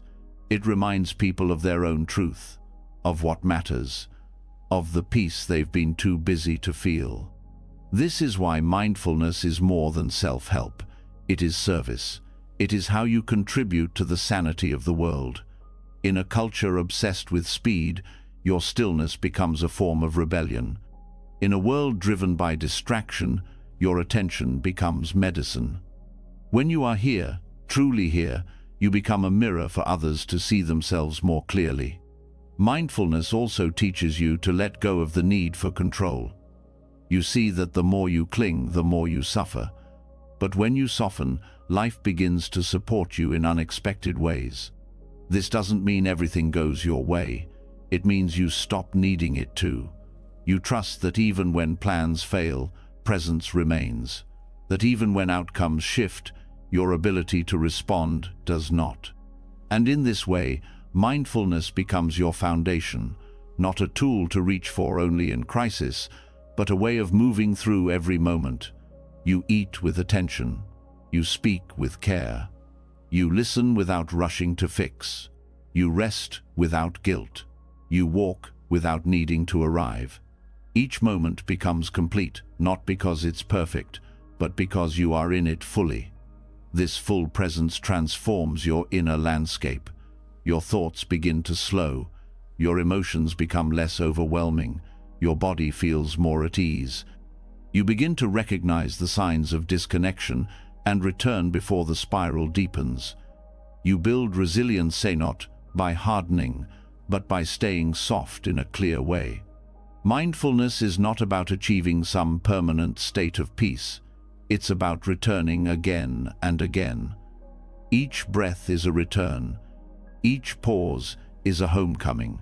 You stop needing to escape yourself.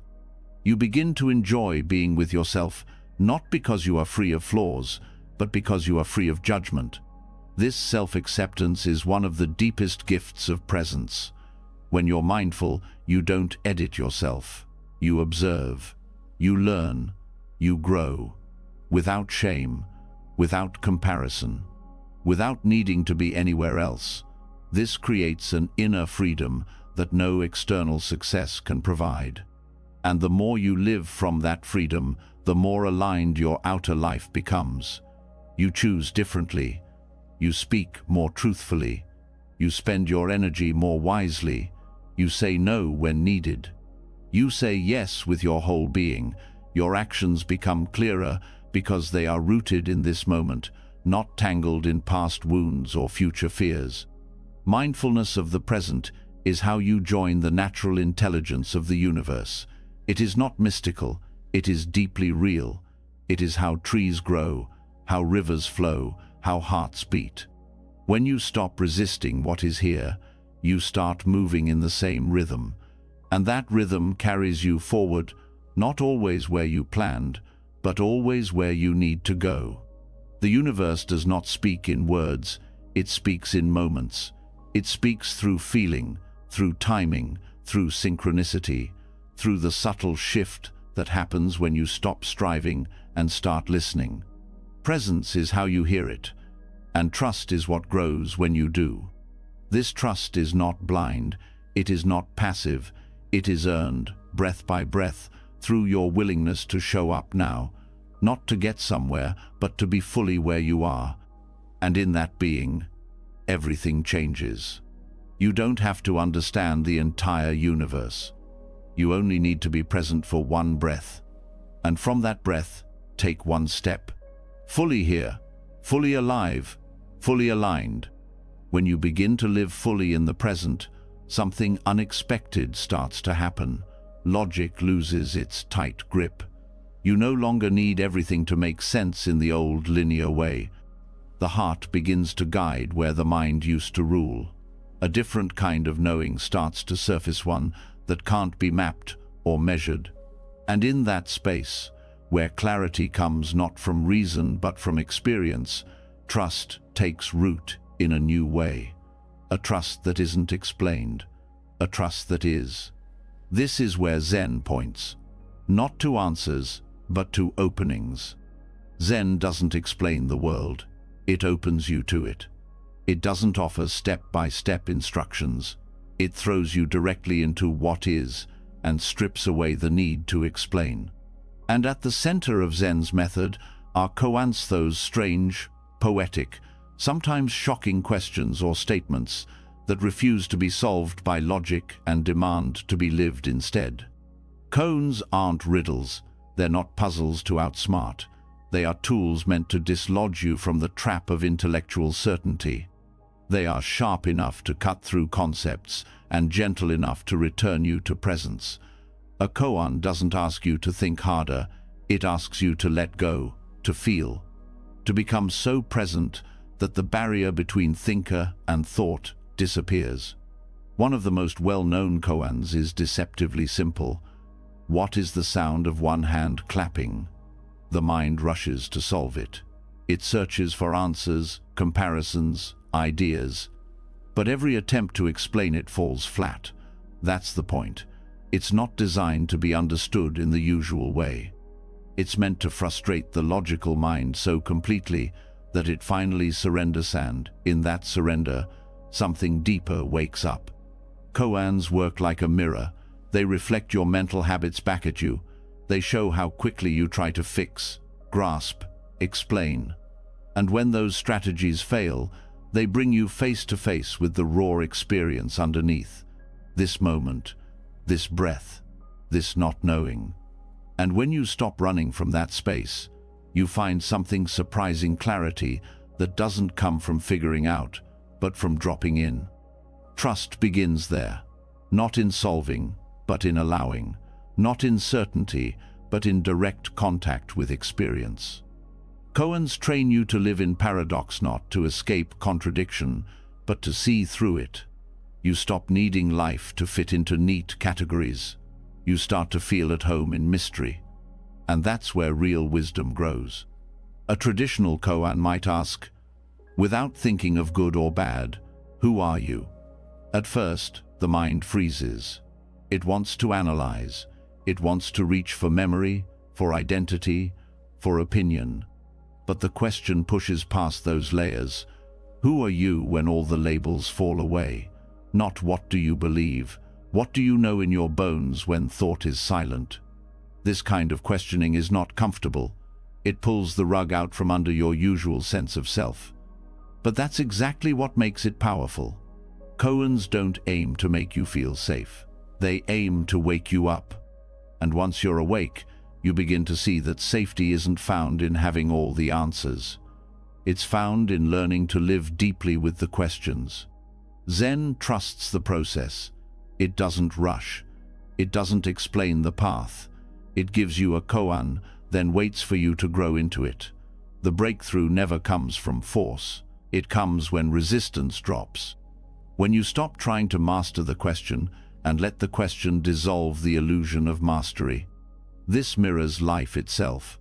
Life is filled with events that defy logic, loss that doesn't make sense, joy that comes without reason, coincidences that speak louder than facts. Trying to control these things with logic only creates more tension. But when you begin to meet life, the way you meet a koan, curious, present, undefended, you start to feel a different kind of intelligence moving through everything. Koans also teach you to listen in a new way, not for information, but for resonance. You begin to feel when something is real, even if it can't be explained. You trust your inner response more than the outer structure. You start to live from the body, from the breath, from the gut, not as a rejection of thinking, but as a return to wholeness. In Zen practice, it's common to sit with a single koan for months, even years, not to arrive at a tidy conclusion, but to let the koan slowly dismantle your false beliefs. The longer you sit with it, the more you see your mind's patterns, the need to be right, the fear of silence, the craving for control, and slowly those patterns soften. This is how koans dissolve mental resistance. They don't argue with your ego, they make it irrelevant. They point to what cannot be named, only known. And in that knowing, you find something unshakable, no a concept, but a felt experience of truth, something stable beneath all the noise. When trust is rooted in logic, it crumbles under mystery. But when trust is rooted in presence, it thrives in the unknown. Koans prepare you for this. They teach you how to live without resolution, how to meet paradox with open hands, how to be still in the face of contradiction, not to escape the tension, but to rest inside it. This kind of spiritual training doesn't make you passive. It sharpens your awareness. It refines your ability to see what is real and to drop what is not. It teaches you how to move without needing constant reassurance. Because you no longer rely on external validation, you trust the depth you've touched within yourself. This trust becomes practical. It affects how you speak, how you decide, how you relate. You stop over-explaining. You speak from clarity. You act from alignment, even if others don't understand. You are no longer living to be understood. You are living from a place that understands. Zen calls this not knowing mind. It's not ignorance. It's openness. It's the willingness to admit, I don't know, and to remain steady there. Not knowing mind doesn't mean you give up on truth. It means you stop pretending to own it. You let it reveal itself in its own time, in its own way. And when it does, it's not something you can explain to others. It's something you become. This is why Zen is often quiet. It doesn't need to prove. It doesn't need to convert. It trusts that silence speaks, that presence teaches. That paradox contains its own kind of answer, not one that satisfies the intellect, but one that calms the soul. Koans train you to stop searching for life in thoughts and to start living it fully, here and now. They prepare you for the moments that can't be explained, only felt. The kind of moments where words fall short but meaning is everywhere. The kind of moments where your only task is to be fully present and let life unfold through you. This kind of presence requires courage, the courage to stop needing certainty, the courage to rest in discomfort, the courage to say, this doesn't make sense, but I trust it. Koans build that courage, one paradox at a time. In everyday life, this shows up as greater calm. You stop rushing to fix things that aren't broken. You stop needing to resolve every conversation. You allow tension to exist without making it wrong. You let life be messy without losing your center. And that centeredness becomes a gift to yourself and to everyone around you. Over time, koan practice becomes more than meditation. It becomes your way of meeting the world. Every experience becomes a kind of koan. How do you respond to change without clinging? How do you love without needing possession? How do you act wisely in a world that makes no promises? You don't answer these with words. You answer with your life. And in that answer, trust deepens not as a belief, but as a natural state. You stop waiting to feel safe and start knowing you are already supported. Not by logic, but by presence. Not by certainty, but by alignment with what is. Koans don't take you away from life. They take you deeper into it. They don't teach you what to think. They show you how to see. And once you see, you don't need to understand everything. You need only to live it, one breath at a time, with both feet on the ground and your heart wide open. This is the power of Zen. This is the power of the question that can't be answered, and the trust that grows when you stop needing one. The more you allow paradox to soften your thinking, the more you start to feel at ease inside what used to confuse you. You no longer need everything to fit neatly together. You stop expecting life to follow your timelines. You begin to see that truth doesn't always arrive in answers. Sometimes it arrives in the quiet acceptance that there is no answer, at least not yet. And from this space, a new possibility emerges, not just surviving uncertainty, but learning from it, trusting it, even walking with it as a guide. Buddhism never promised certainty. It doesn't pretend to erase the unknown. Instead, it meets it directly and calls it part of the path. It names impermanence as truth. It teaches that nothing is fixed, not your thoughts, not your feelings, not your circumstances. And instead of resisting this, it invites you to lean in, to see that the very thing the mind fears, the shifting, the unraveling, the unpredictability, is not a problem to solve, but a truth to understand. This understanding begins with acceptance, not the kind that gives up, but the kind that sees clearly. Uncertainty is not a mistake in the design. It is the nature of all things. When you accept that, you stop trying to force life into shape. You stop waiting for a perfect plan. You begin to live in a deeper rhythm that listens more than it demands. Uncertainty brings discomfort because the mind craves control. It wants to know what's next.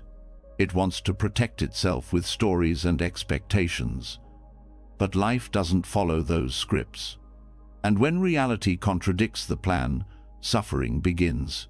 Buddhism shows that this suffering comes not from the unknown itself, but from our resistance to it.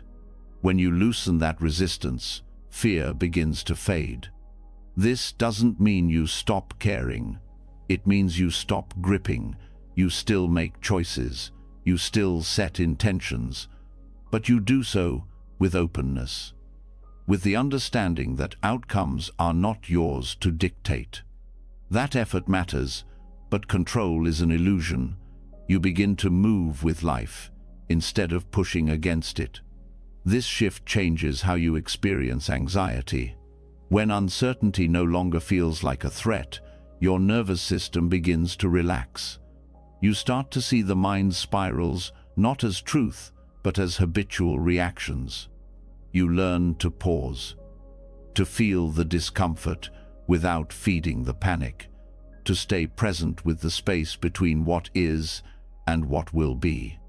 Staying present in uncertainty is a form of deep trust, not in a specific outcome, but in your ability to meet what comes, in your inner capacity to respond, to adjust, to begin again.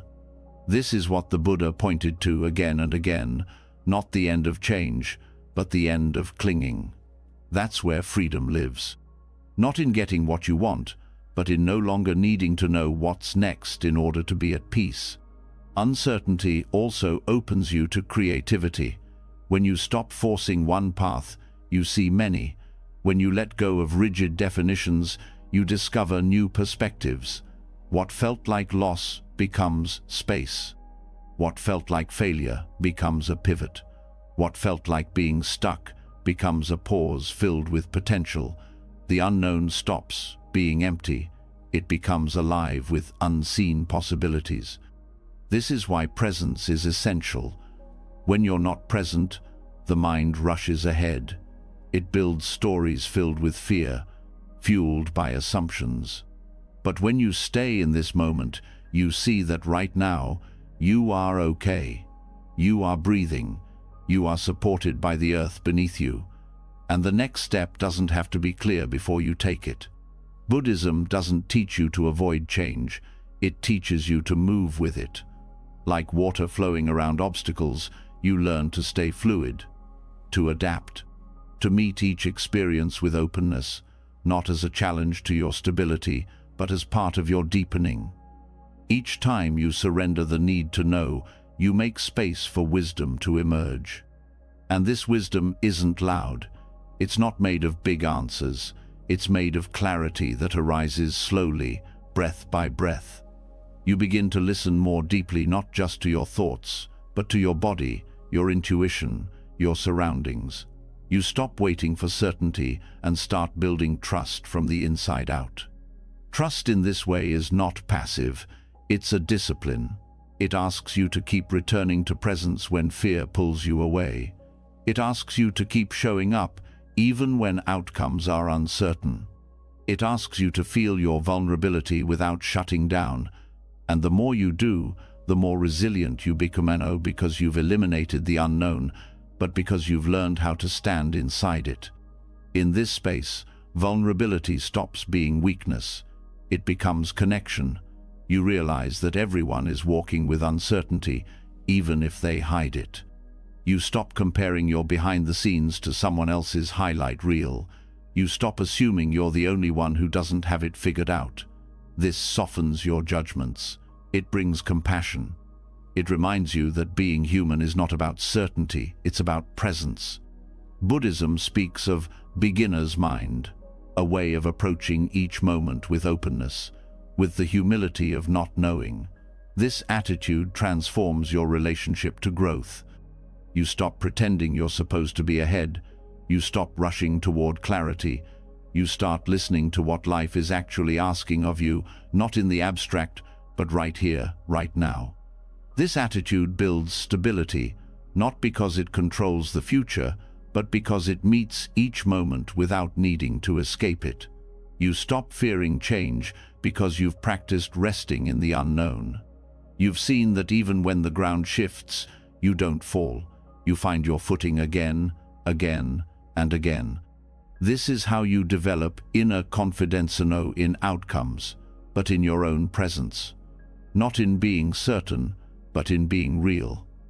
And when you live from that place, others feel it. Your calm becomes a mirror. Your steadiness becomes a reminder. Your openness invites trust. When you stop needing to know, you begin to see. You notice the subtle cues life offers, the soft pull of intuition, the timing of an encounter, the way silence speaks louder than answers. These are the signals you miss when you're caught in overthinking. But when you relax into not knowing, they become clear. This shift also changes how you make decisions. You stop trying to guarantee success. You start listening for alignment. You make the best choice with the information you have, then let go. You trust that even if it turns out differently than you hoped, you will still grow. You stop needing each decision to be final. You understand that you can always adjust, always begin again. Buddhist practice encourages inquiry not to find one final truth, but to become more curious about what is. Curiosity replaces fear. Wonder replaces anxiety. You start to ask better questions. What am I learning here? What is this showing me about myself? What needs to be felt, not fixed? These questions don't always have quick answers, but they open the heart. And when the heart is open, you no longer contract in uncertainty. You breathe into it. You trust that you are part of a larger unfolding, even if you can't see the full design. You begin to experience faith not as belief in a story, but as the ability to stay with what is real without running away. Faith in this form is deeply grounded. It doesn't need to be defended. It doesn't close off to new experience. It grows stronger the more you live from it. Each time you meet uncertainty with presence, faith deepens. Each time you hold discomfort without shutting down, faith expands. And over time, this becomes your new foundation. Buddhism also reminds you that clinging is the source of suffering. Clinging to fixed outcomes, clinging to identities, clinging to what once worked but no longer fits. Letting go doesn't mean losing. It means creating space. Space for what is real now, space for new ways of being, space for transformation. And transformation rarely comes in certainty. It comes in moments of disorientation, of shedding, of stepping into the unknown. These moments feel like loss, but they are openings. They invite you to trust something deeper than your plan. They show you how much you've grown. They ask you to keep moving forward, even when the way isn't lit. This is why Buddhist practice is not about escaping life. It's about entering it fully, without filters, without false promises, with your whole self. You stop needing to shield yourself from change.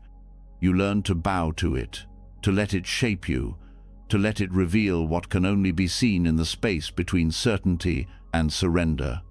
Uncertainty is no longer the enemy. It becomes the practice, the teacher, the path itself. And when you begin to trust that path, you realize something important. You don't need to know everything. You only need to be present for what is here. The future unfolds from that presence. The answers rise from that stillness. The freedom lives in your willingness to stay, with open hands, with a quiet breath, with a heart wide enough to hold the unknown. Learning to stay present inside uncertainty is no small act. It reshapes everything. You stop demanding that life fit your timeline and start listening to the unfolding itself. You begin to sense that the unknown is not a punishment, but a space of creation. In this new relationship with not knowing, a deeper trust begins to form that reaches beyond moments and into entire lifetimes. Because it's here that the teachings point even further, not just to this moment, but to the whole cycle of being, to something called samsara.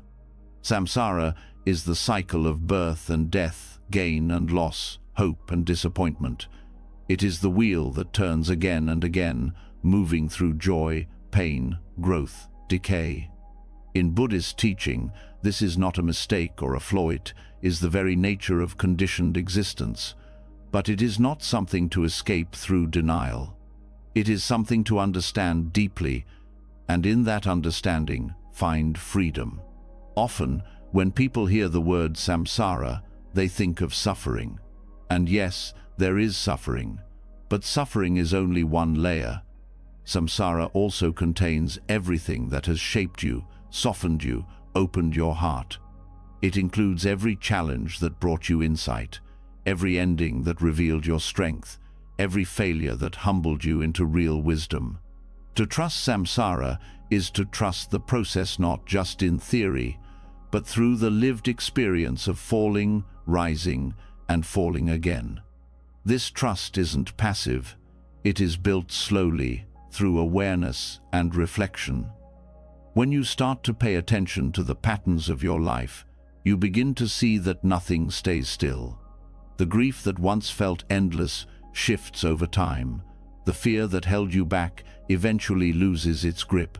The story that once defined you becomes just another chapter.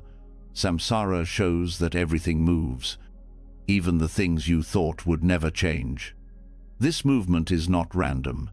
It is governed by cause and effect, by intention and consequence, by effort and timing. But most of all, it is governed by impermanence. When you resist this truth, the cycle becomes painful. When you align with it, the cycle becomes a teacher. Buddhism never asks you to bypass suffering. It invites you to see it clearly, to walk through it with presence and curiosity.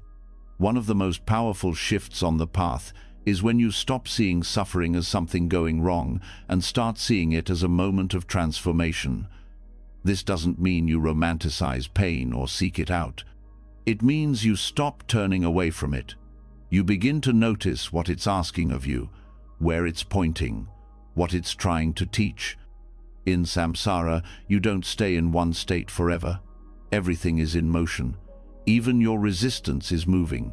Even your numbness is part of the process. When you trust that, you stop needing to rush through the hard parts. You stay long enough to understand them. You let them shape you in a deeper way. And what's shaped in that fire doesn't burn, it strengthens. This is why the Buddhist path speaks of rebirth, not just the literal cycle across lifetimes, but the inner rebirth that happens when you let go of the old, when you die to what no longer serves and open to what's waiting beneath. Rebirth doesn't mean forgetting the past. It means allowing yourself to begin again without being chained to it. Every time you meet your suffering with compassion, something new begins. Every time you stop blaming and start listening, the cycle shifts. You're not repeating for the sake of repetition. You're being shown where freedom is still possible. Samsara is not there to trap you. It's there to show you what you have not yet seen clearly. Every loop brings you closer to awareness if you are willing to look with open eyes. The more you walk this path, the more you begin to recognize the difference between pain that teaches and pain that repeats because of unawareness.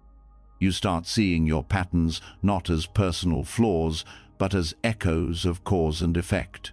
You see the places where you keep touching the same hot stove, hoping it will stop burning. And you start to ask deeper questions, not, "Why is this happening to me?" but, "What am I still holding on to?" This questioning doesn't always lead to instant relief, but it leads to depth. And from depth, real transformation becomes possible. You stop trying to skip ahead. You realize that the same patterns return until they are met with full attention. Samsara becomes your classroom, not because it is perfect, but because it is honest. It shows you what you believe, what you avoid, what you're still clinging to. The Buddha taught that awakening doesn't happen by running away from the cycle, but by understanding it, by becoming so familiar with its movements that you no longer get swept away by them. You learn to stand in the middle of the storm and still see clearly, to feel deeply without drowning, to hold space for both beginnings and endings without trying to control them. This changes how you see others. You realize they too are moving through cycles. They too are being shaped by forces you cannot see. This brings empathy. You stop expecting people to be further along than they are.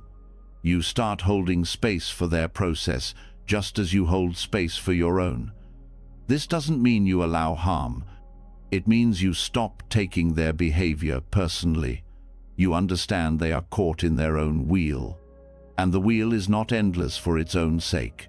It spins until the lesson is learned, until the view changes, until you no longer need to repeat that specific story.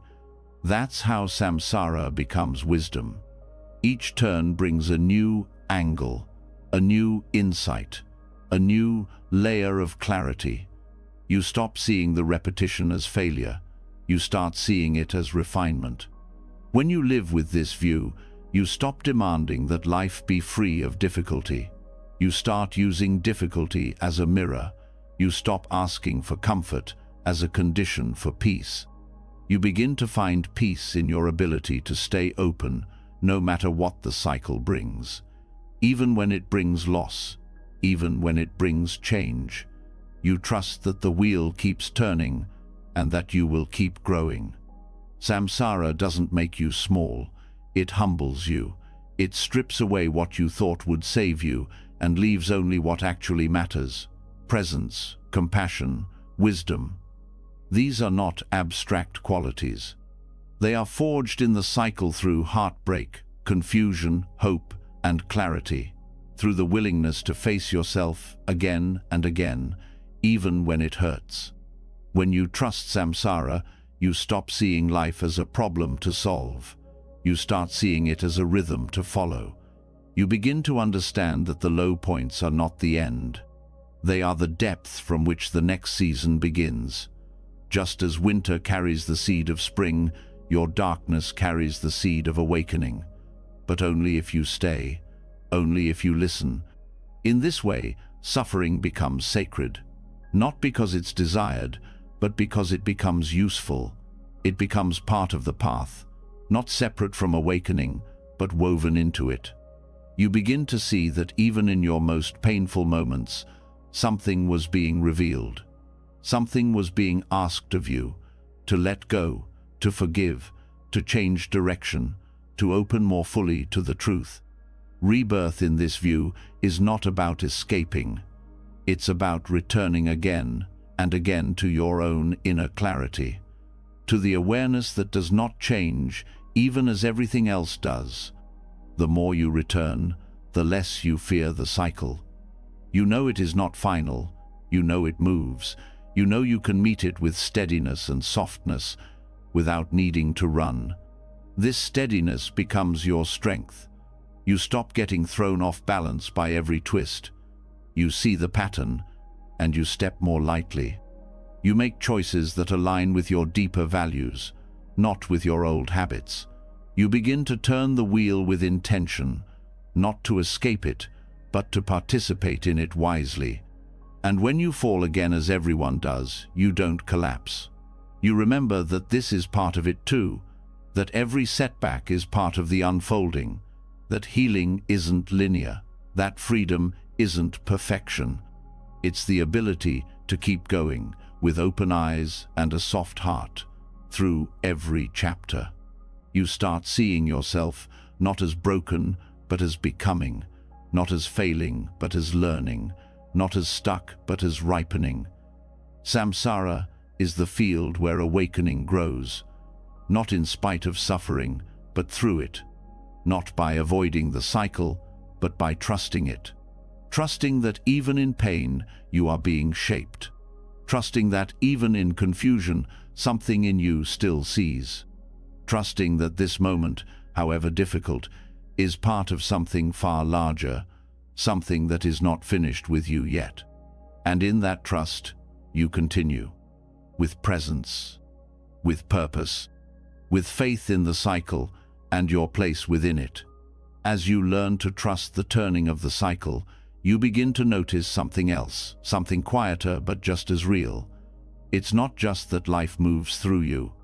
It's that your inner world also shapes the way life moves around you. The more clearly you see, the more clearly the world responds. When you soften, so do your experiences. When you resist, resistance shows up in everything. This is not a metaphor, it is a living truth. The universe does not only deliver events, it reflects your state of mind. And how you meet what happens changes what happens next. This reflection is not reward or punishment, it is resonance.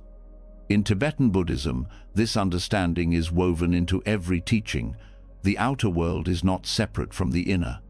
There is no firm line between what you carry inside and what shows up outside. The world becomes a mirror not of who you wish you were, but of who you are in this moment. Not the roles, not the performance, but the actual energy you move from. When the mind is clouded with fear, everything seems unstable. When the heart is guarded, every interaction feels distant. But when you trust, even quietly, the world begins to respond differently. Not because you control it, but because you're finally aligned with it. This alignment is not forceful. It is not about manifesting desires or bending outcomes.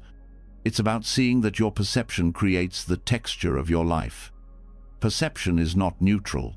It is filtered through belief, emotion, memory, and expectation. When you believe you are unsafe, even neutral situations feel threatening. When you believe you are unworthy, kindness can seem suspicious. But when you begin to trust your own awareness, when you rest in clarity, the world shifts not because the facts have changed, but because your relationship to them has. This is the essence of the cosmic mirror. The universe reflects back what you bring to it. When your thoughts are racing, the day feels chaotic. When you slow down, clarity returns. When you bring presence to your relationships, connection deepens. The mirror doesn't lie. It simply reflects. And the reflection teaches if you are willing to look with honesty. This is not always comfortable. Sometimes the mirror shows patterns you'd rather not see. But this is where growth begins. Not in denying what arises, but in seeing it as an invitation. If the outer world feels tense, maybe the inner world needs softening. If the same conflict keeps showing up, maybe the way you respond is ready to change. Life doesn't attack, it reveals. And what it reveals is always pointing back to something you are ready to meet. In this view, every experience becomes a chance to understand yourself more deeply, not through analysis, but through presence. You don't need to judge what you see. You simply need to notice. The reaction, the emotion, the trigger, they're all signals. They point to what you believe, what you expect, and what you're carrying. And as you become more aware, the reflection shifts. The universe starts to respond to your awareness instead of your fear. This is why trust matters. Not blind trust, but embodied trust. The kind that grows when you begin to live more honestly, when you stop performing and start feeling, when you stop trying to manipulate outcomes and start aligning with what's real. That trust changes your vibration not in a mystical way, but in a practical one. It changes your posture, your choices, your tone, your presence. And that presence shapes what comes next. This is also why your inner state can't be separated from your path. If you want peace, cultivate it within. If you want clarity, drop the noise. If you want connection, soften your walls. The world doesn't give you what you demand. It meets you where you are. This is not a roulette, a law of resonance. It is how energy works. It is how life speaks. Tibetan teachings describe the mind as a projector. Your inner images, your thoughts, your beliefs, these are the slides. The world becomes the screen. If you don't recognize the projection, you keep reacting to the image as if it's objective truth. But when you recognize the source, you gain freedom. You stop blaming the screen. You adjust the lens. You change the slide. This doesn't mean you control reality. It means you shape how you meet it, and that changes everything. When you meet the moment with fear, you brace. When you meet it with openness, you adapt. When you meet it with love, even difficulty becomes a teacher. This is not about fixing your emotions. It's about being aware of the ones that are leading. It's about choosing your posture before the next step. The mirror also reflects your unconscious. The parts of you that you ignore or suppress still speak through what life brings. If there is unprocessed grief, it will show up in your relationships. If there is hidden anger, it will leak into your decisions. This is not punishment. It is the natural movement of energy seeking balance. The universe is not trying to expose 𝗕𝗓𝗋, it's trying to wake you. When you begin to meet these reflections with curiosity instead of shame, change becomes possible. You stop needing to protect the old story. You start asking deeper questions. What is this situation showing me? What belief is being mirrored? What would shift if I met this moment with more kindness? This awareness doesn't make you passive, it makes you powerful. Because now your choices are based on clarity, not reactivity. You're not just repeating the same loops. You're pausing. You're seeing. You're creating space for something new to emerge. And in that space, the universe reflects something different back. You also stop taking things so personally. When someone projects their pain, you don't absorb it. You see it as their own reflection, their own unfinished story. This doesn't mean you accept harm. It means you hold stronger boundaries with less resentment. You don't need to retaliate. You simply step out of the cycle. You choose a new frequency, and the mirror adjusts. Even your external circumstances begin to feel different. Not because they always improve, but because you are no longer at war with them. A delayed plan becomes time to reflect. A difficult conversation becomes a chance to practice compassion. A disappointment becomes space for realignment. These shifts are not magical, they are rooted in presence. They come from being willing to meet what is without resisting it. And as you live this way, something deeper starts to unfold. You stop searching outside for meaning. You realize that meaning comes from how you meet the moment. You stop needing signs to tell you what to do. You become the sign. Your own clarity becomes your compass. Your own peace becomes your path. This is how trust transforms perception, not through force, but through alignment. You begin to trust that whatever is showing up is connected to something in you, that the next step becomes clear when you stop trying to control the outcome. That the universe, when met with awareness, becomes a partner, not an obstacle. This partnership is built on honesty. You can't hide from the mirror. You can only decide how you meet what it shows, with blame or with curiosity, with avoidance or with attention, with fear or with faith. The choice is always yours, and the reflection responds accordingly. Even in moments of silence, when nothing seems to be happening, the mirror is still active. It's responding to your energy, your openness, your attention. What you hold inside is already shaping what's on its way. That's not pressure, it's power. It means your state of being is the most important place to start. So, you begin there, with your breath, with your posture, with your thoughts. You check in, you notice, you adjust. Not to be perfect, but to be real. Not to manipulate the mirror, but to walk with integrity. Because when you walk that way, the reflection shifts. You don't have to chase validation. You receive resonance. You don't have to force progress. It unfolds naturally from presence. This is how Tibetan Buddhism teaches transformation, not by escaping life, but by meeting it from within. Not by controlling every detail, but by tending to your own clarity. The more you clear the lens, the more clearly life speaks. And when you trust what it shows, you start to grow in a new direction, not toward perfection, but toward wholeness. The cosmic mirror is always here. Every situation, every relationship, every reaction. It's not testing you, it's showing you. And when you're ready to see, even the most difficult reflections become part of your awakening. You stop asking, "Why is this happening to me?" and start asking, "What is this showing me about how I show up?" And when you ask that, you're no longer a victim of reflection. You become a co-creator of what comes next. The more clearly you begin to see how the universe reflects your state of being, the more you understand that life is not asking you to control it. It's asking you to meet it. Not with force, but with alignment. Not with perfection, but with presence. When you push, the mirror pushes back. When you resist, it resists too. But when you move with clarity, effort begins to feel different. It's no longer a struggle to prove or chase or hold on. It becomes something steady, intentional, and free of tension.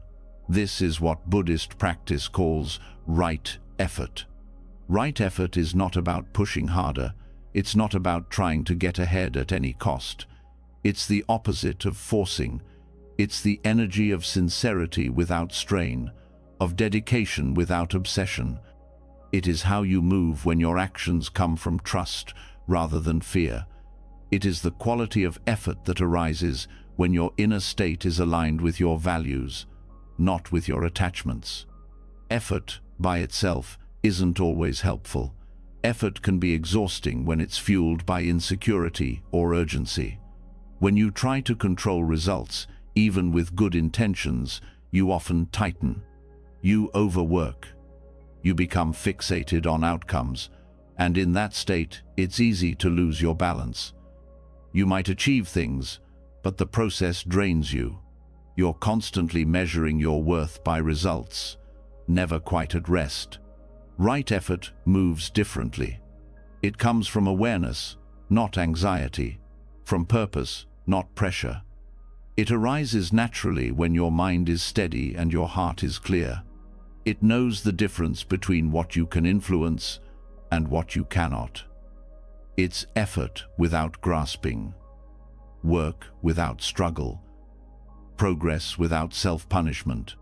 In the Eightfold Path, right effort is described as the energy to prevent unwholesome states from arising, to abandon those already present, to develop wholesome states, and to maintain the ones that have already begun.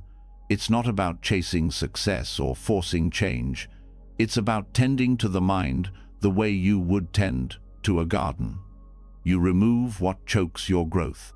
You water what supports it. You act with care, and you allow space for results to unfold. This requires patience. You don't see the fruit the same day you plant the seed. And yet, in modern life, we are trained to expect immediate results. We tie effort to outcomes as if effort is only valuable when it gives us what we want. But right effort teaches otherwise. It says the process itself matters, the intention matters. The quality of your presence matters, regardless of how things turn out. This shift is not about lowering your goals. It's about moving from clarity instead of compulsion. When you act from right effort, you're not trying to force life into a shape. You're working in harmony with how things are. You listen before you act. You check your motivation. You choose what is skillful, not just what is efficient. And in doing so, you conserve your energy. You move with the rhythm of what's real. This rhythm is not always fast. Sometimes right effort looks like resting. Sometimes it looks like doing less. Knowing when to stop is just as important as knowing when to begin. Right effort includes discernment. It asks you to pay attention not just to what you're doing, but to how you're doing it. Are you pushing from fear? Are you rushing to avoid discomfort? Or are you acting from grounded intention? These questions don't slow you down. They guide you. They help you bring your whole self into what you do. And when you do that, your actions begin to carry a different energy. They feel cleaner. You become less attached to results because you trust the process. You know that even if things don't go the way you hoped, your effort still mattered. It shaped you. It strengthened your integrity. It refined your path. Right effort also teaches you to recognize when effort becomes attachment. When your actions turn into obsession or resistance, it's a sign to pause, to step back, not to quit, but to realign. Sometimes the most powerful shift is not doing more 𝗙𝗃𝗃, letting go of the need for a specific outcome. This isn't giving up. It's returning to center, trusting that when you do what is yours to do, the rest will follow in its own time. This doesn't mean you stop planning. It means you hold your plans lightly. You set goals, but you don't make your peace depend on them. You take steps, but you leave room for change. You stay flexible, responsive, open to surprise. Right effort allows for life to speak back. It's not rigid. It moves in relationship to what's real. This kind of effort also respects the body. It doesn't ignore pain signals or run on burnout. It values sustainability over intensity. It listens for when you need to rest, to nourish, to slow down. And it trusts that rest is not weakness. That sometimes the most skillful action is pausing long enough to feel what's true before the next move. This level of self-awareness creates steadiness. You stop swinging between extremes. You're no longer caught in cycles of overexertion, followed by collapse. You begin to live in balance. Your energy becomes more consistent. You're not always chasing. You're not always recovering. You're simply moving in rhythm with what is needed now. Right effort also transforms how you deal with failure. Because when you're not forcing outcomes, failure loses its sting. It becomes feedback, not self-judgment. You learn. You adjust. You try again. There's no drama, no collapse. Just the quiet commitment to stay on the path, to keep showing up, even when the results are unclear. This teaches humility, not the kind that makes you small, but the kind that helps you see clearly. You stop needing to prove yourself. You act because it's the right thing to do, not because it will earn approval. Your actions become an offering, a contribution. You move from service rather than ego, and that shift changes everything. Others begin to feel it too. Your presence becomes more trustworthy. Your words carry more weight. Not because you are louder, but because you are aligned. People sense that you're not trying to get something from them, that you're not reacting, you're rooted. And that rootedness is what gives your effort power. This kind of effort also sharpens your discipline, not through force, but through purpose. You don't need motivation tricks when your energy is aligned. You don't need to hype yourself up when your values are clear.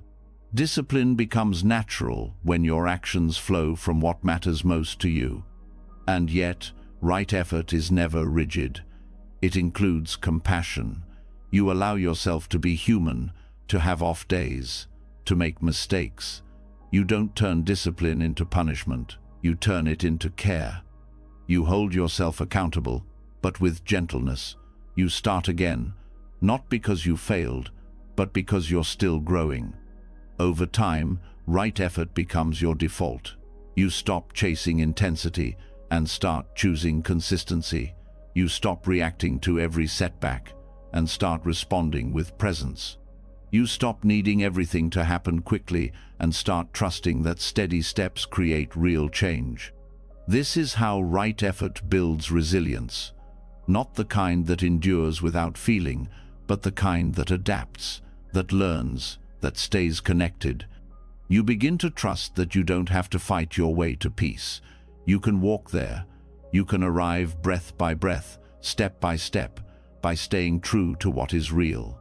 Right effort doesn't promise comfort. It promises alignment. It doesn't protect you from difficulty. It helps you meet it with strength. It doesn't remove uncertainty. It teaches you how to move through it with grace. In this way, effort stops being about what you achieve. It becomes about who you become. Not in the eyes of others, but in the quiet of your own heart. You know you showed up fully. You know you moved with care. You know you stayed connected to what matters. And that is enough. That is the path. One step, one breath, one honest effort at a time. As right effort softens your need to control outcomes, you begin to feel the deeper ground underneath all striving, the truth that everything you build, everything you experience, everything you become is touched by change. You can act with clarity and walk with care, but none of it is permanent. Even the most meaningful progress will one day pass.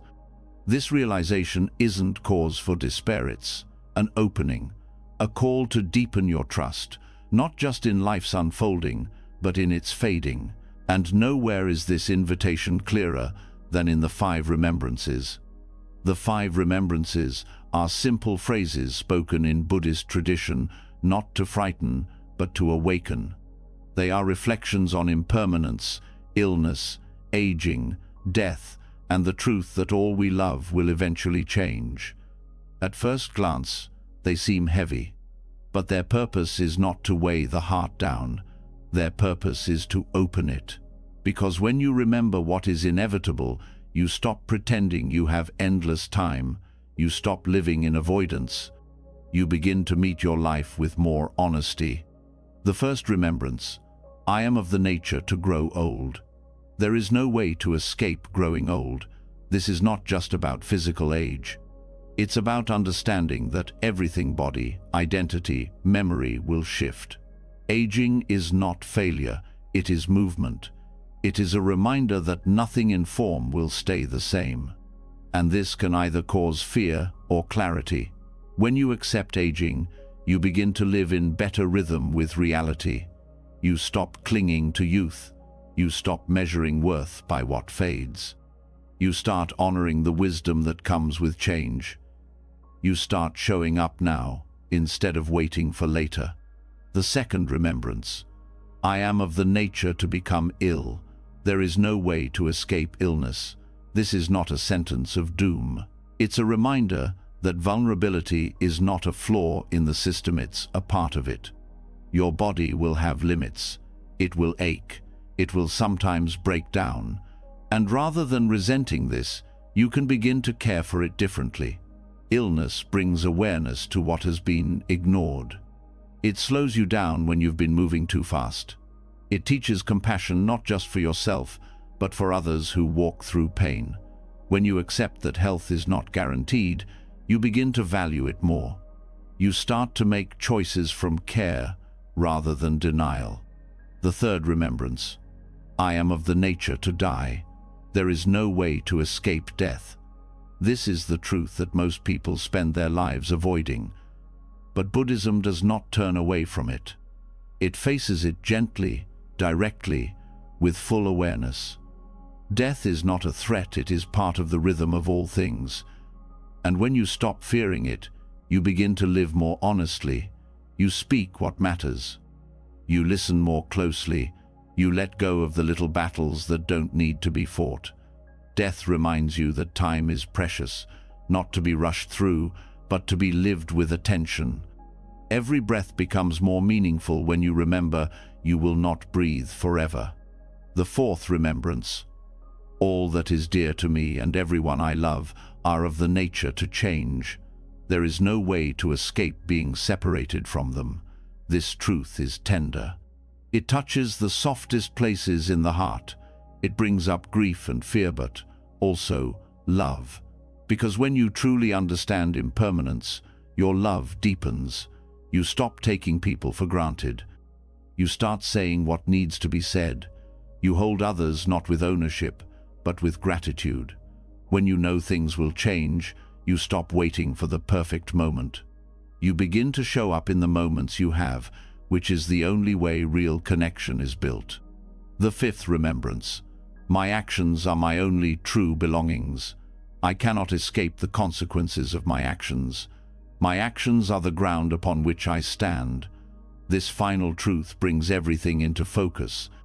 It's not your status, your appearance, your titles, or your plans that follow you. It's how you live, how you speak, how you treat others, how you show up when no one is watching. In a world that changes constantly, this is what remains. Your choices shape not just your outer life, but your inner peace. The more clearly you see this, the more mindfully you live. Not out of fear, but out of respect for your own path. These remembrances are not meant to create dread. They are meant to strip away illusion. The illusion that we have forever. The illusion that we can avoid loss. The illusion that life is only good when it is easy. By turning toward what is uncomfortable, you begin to uncover a deeper peace. A peace that does not depend on everything going your way. A peace that lives in alignment with truth. When you reflect on these truths regularly, your trust expands not in permanence, but in presence. You stop trying to outrun change. You stop fighting what is natural. You learn to walk with it, to meet it with courage, to use it as a guide. This trust is not passive, it is active. It means living with intention because you know that time is short. It means loving fully because you know people change. It means showing up today, not someday. It means releasing resentment faster because you realize the cost of holding on. It means choosing integrity because your actions are your only true shelter. This kind of reflection also helps with fear. Fear of death loses power when you look directly at it. Fear of aging softens when you understand its place in the cycle. Fear of loss becomes more bearable when you allow yourself to feel it fully. These truths don't hurt you. They liberate you from the belief that life should be different than it is. In Tibetan practice, meditating on death is considered essential not to darken the heart, but to clear it, to remove distraction, to wake you up, to remind you of what matters, to help you stop living as if you have endless time. The fear of death shrinks when you live in alignment with what you value. When you know you're not holding back, when you know you've given what you came to give. This is what the remembrances offer, not despair, but courage. The courage to stop waiting, to start loving, to forgive, to listen, to act. They push you into a deeper kind of honesty. One that doesn't waste time, one that doesn't pretend, one that lives close to the heart. Trust deepens here, not trust in safety, but trust in reality. Not trust in guarantees, but trust in your ability to meet life as it is. You stop needing to know what happens next. You start focusing on how you meet what's here, That's where freedom lives, not in control, but in full contact with truth. This reflection also brings tenderness. You begin to feel how fragile everything is, not in a hopeless way, but in a sacred way. You stop being careless with your time, your words, your attention. You start to hold the moment as something precious, because it is, and because you know it will pass. You also stop pretending that you're separate from others.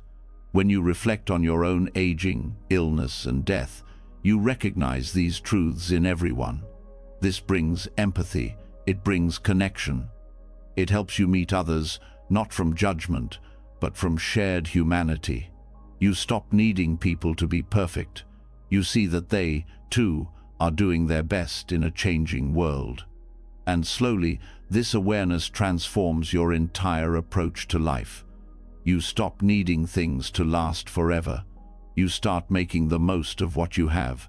You begin to live in rhythm with impermanence. You let go more easily. You say thank you more often. You laugh even when the future is unclear. You cry without apology. You live without holding back. This is the depth the 5 remembrances offer. A different kind of stability, a different kind of peace. One that is built not on promises, but on presence, not on avoidance, but on understanding. Because once you accept what will change, you stop wasting energy resisting it. You start using your time wisely. You stop waiting to be ready. You start now. And that is how these 5 truths free you, by teaching you to trust not in what lasts, but in what is fully lived before it passes. When you open to the truth of impermanence and let the 5 remembrances settle into your awareness, something begins to shift. You no longer resist the nature of change, you move with it. You no longer search for permanence in things that are built to fade. And from that clarity, a new question begins to rise. If everything is always shifting, if loss is certain, if control is an illusion, how do you find peace in the middle of all this movement? The answer is not found in forcing stability, but in seeing the deeper order behind the motion. Not by trying to make chaos disappear, but by learning to recognize the harmony that is already inside it. This is where the mandala principle begins to speak. In Tibetan Buddhism, the mandala is not simply a piece of sacred art. It is a living map of reality. It shows the pattern hidden within complexity, the balance holding the center even when the outer world spins. At first glance, a mandala looks intricate, filled with shapes, colors, and symbols. But the more you sit with it, the more your eyes are drawn to the center. And from that center, every layer begins to make sense. This is not just a visual experience, it is a teaching. The mandala reveals that even within confusion, there is form. Even within suffering, there is movement toward wholeness. The chaos you see around you is not without structure. It only looks that way when you're focused on fragments. The mandala invites you to see from a wider view. You stop reacting to every detail, and you begin to see the pattern behind it. The seeming randomness of life starts to feel less like error and more like unfolding. You realize that what feels like disconnection may be part of a larger rhythm you can't yet see. This doesn't mean everything becomes easy. It means you stop feeling lost inside the temporary. You begin to trust the deep current moving beneath the surface. Trust, in this context, is not passive acceptance. It is grounded participation in something larger than your immediate reaction. You begin to act, speak, and respond from a sense of alignment rather than panic. You begin to trust that not everything will be understood immediately, but that doesn't mean it lacks meaning. The mandala principle teaches that reality has layers. There is the surface, what you experience day to day, with its joys, pressures, and surprises. Then there is the inner pattern, the deeper energy guiding those events into shape. That inner pattern doesn't operate on your timeline. It doesn't need your approval. But it is there, moving, shaping, responding to every action and intention. In this view, even disorder plays a role. It is not a sign of failure. It is often the breakdown before new balance appears. The moments of chaos are not outside the design. They are part of the recalibration. The mandala is not always symmetrical from where you stand, but if you shift your position, if you step back, you begin to see the harmony again. This perspective transforms how you meet crisis. You stop labeling everything that feels hard as wrong. You start asking what it is trying to show you. You stop fighting the unknown and start holding space for what is still forming. This is the wisdom of the mandala, knowing that order is not the absence of change, but the deeper intelligence inside the change. This doesn't mean becoming passive. It means acting from a different place. From trust in the pattern, not obsession with control. From a quiet center, not outer reaction. When your mind is still, the mandala becomes visible. Not outside of you, but within your own awareness.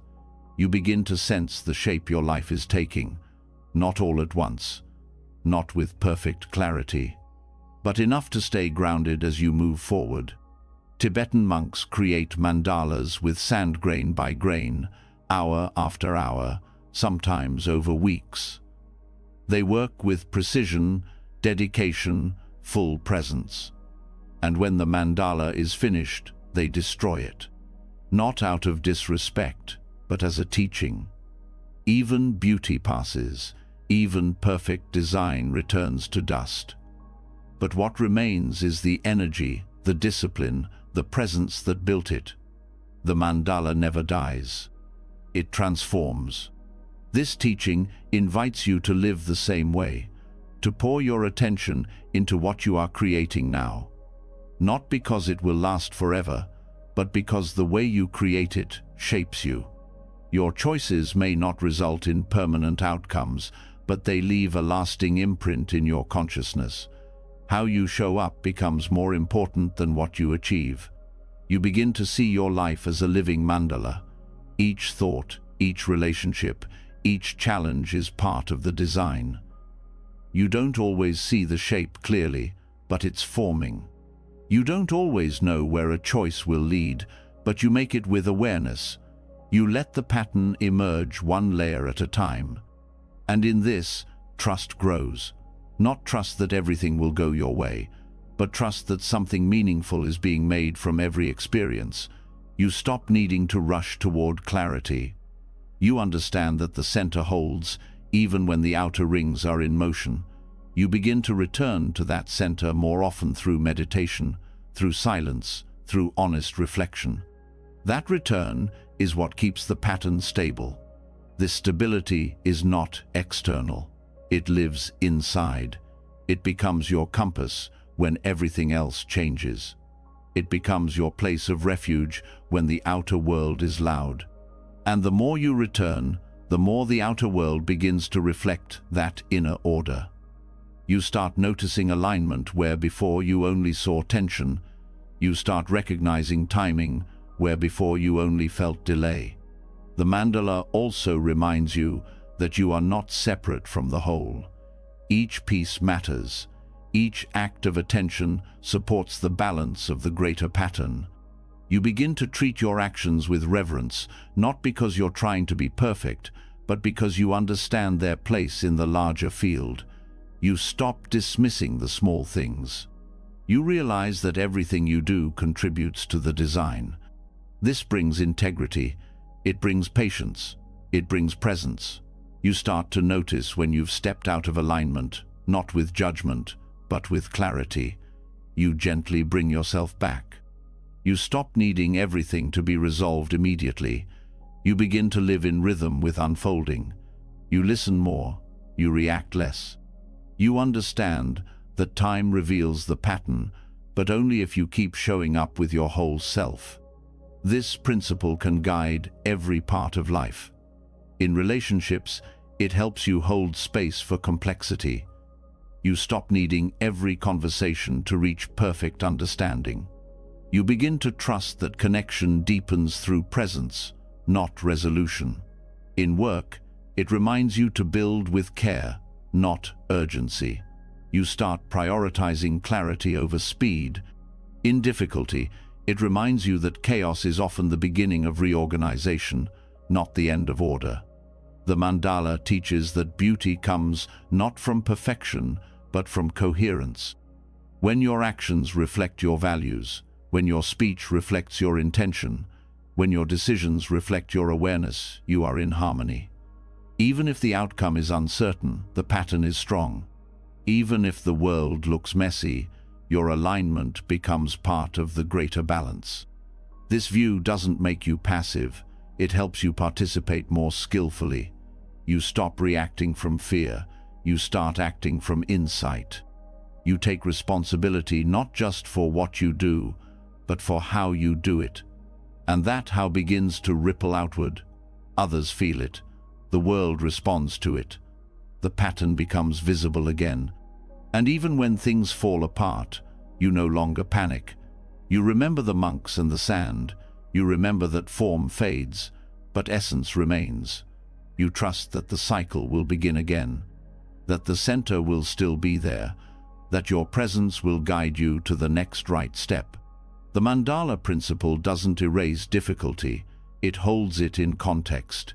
It gives it a place inside the whole. It reminds you that the universe is not chaos dressed up as meaning. It is meaning expressed through change. It is order that includes disorder. It is beauty that includes shadow. It is truth that includes uncertainty. And when you trust that, you walk differently. You breathe more deeply. You speak more clearly. You move not from panic, but from wisdom. Because now you know, even in the middle of disorder, something steady holds. And your task is not to escape the chaos, but to stand in it with open eyes and help reveal the pattern waiting to be seen.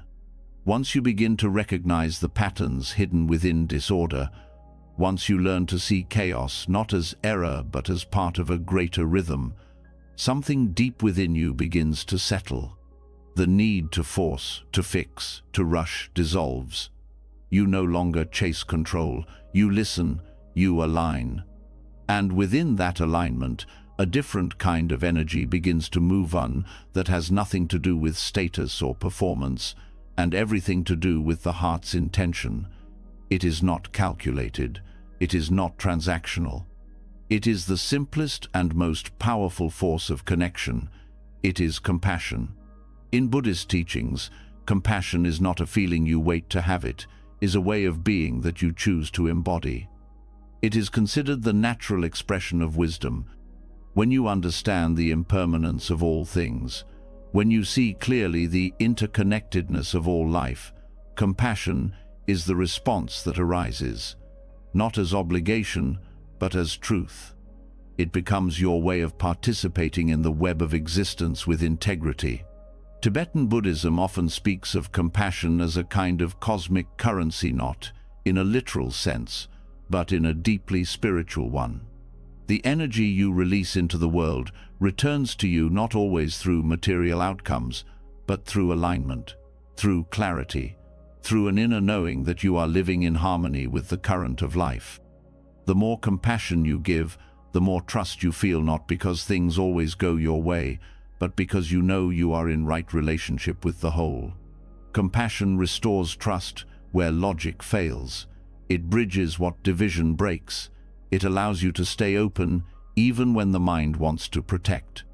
In moments of doubt, compassion is what carries you forward, not because it solves the problem, but because it keeps your heart intact while you move through it. You begin to see that trust is not built from certainty, is built from care. Care for your own experience, and care for the experiences of others. When you act with compassion, your energy changes, your decisions become less reactive, your words soften, you listen more deeply, and this shift ripples into every space you enter. Compassion does not weaken your boundaries, it strengthens them. It allows you to say no without harshness. It lets you speak truth without harm. It transforms action into something more than effort. It becomes an offering. Compassion is not pity, It does not look down. It sees the other as an extension of itself. It recognizes suffering without trying to fix it out of discomfort. It holds space with presence, not pressure. It honors pain without needing to own it. And it creates conditions where healing can begin slowly, quietly, in the soil of non-judgment. This kind of compassion starts with yourself. Without it, everything else becomes performance. If you cannot meet your own pain with tenderness, your care for others will carry tension. When you begin to treat your struggles as part of the shared human experience, not as flaws to hide, your presence becomes more honest. You stop needing to prove your strength. You start showing up as you are, and in doing so, you give others permission to do the same. Self-compassion is not indulgence.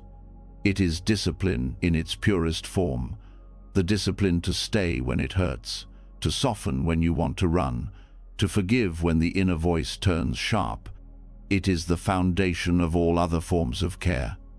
And when it is cultivated, you become trustworthy to yourself. That trust is unshakable because it is not based on 𝗕𝗏𝗄𝗎, it is based on the way you meet each moment. As compassion deepens, generosity naturally follows.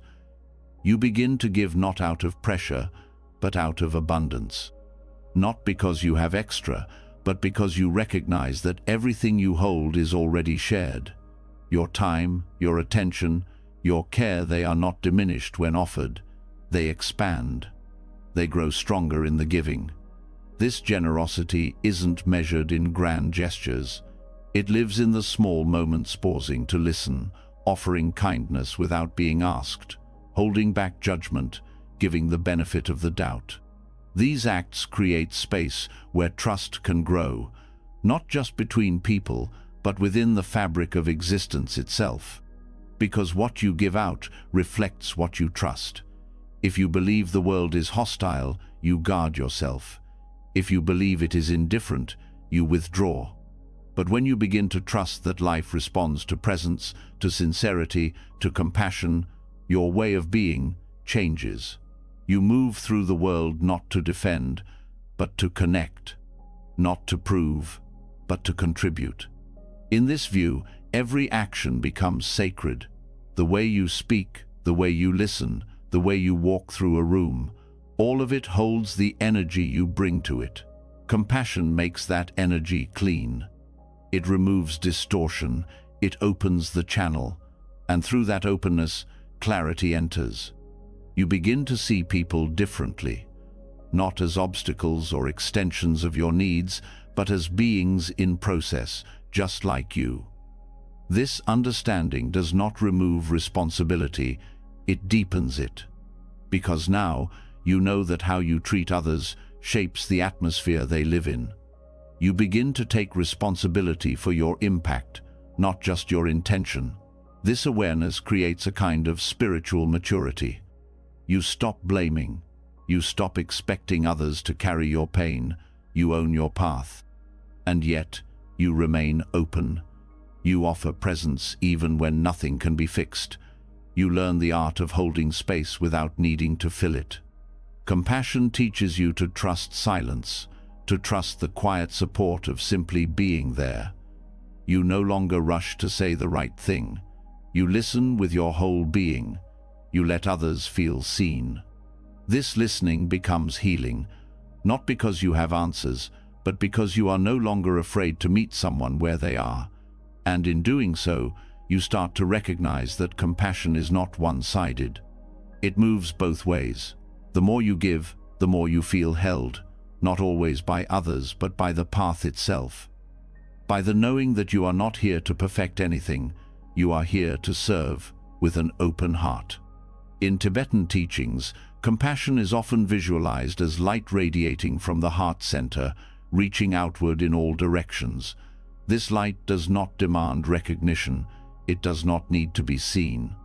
It simply shines. And in that quiet shining, something in the world begins to shift.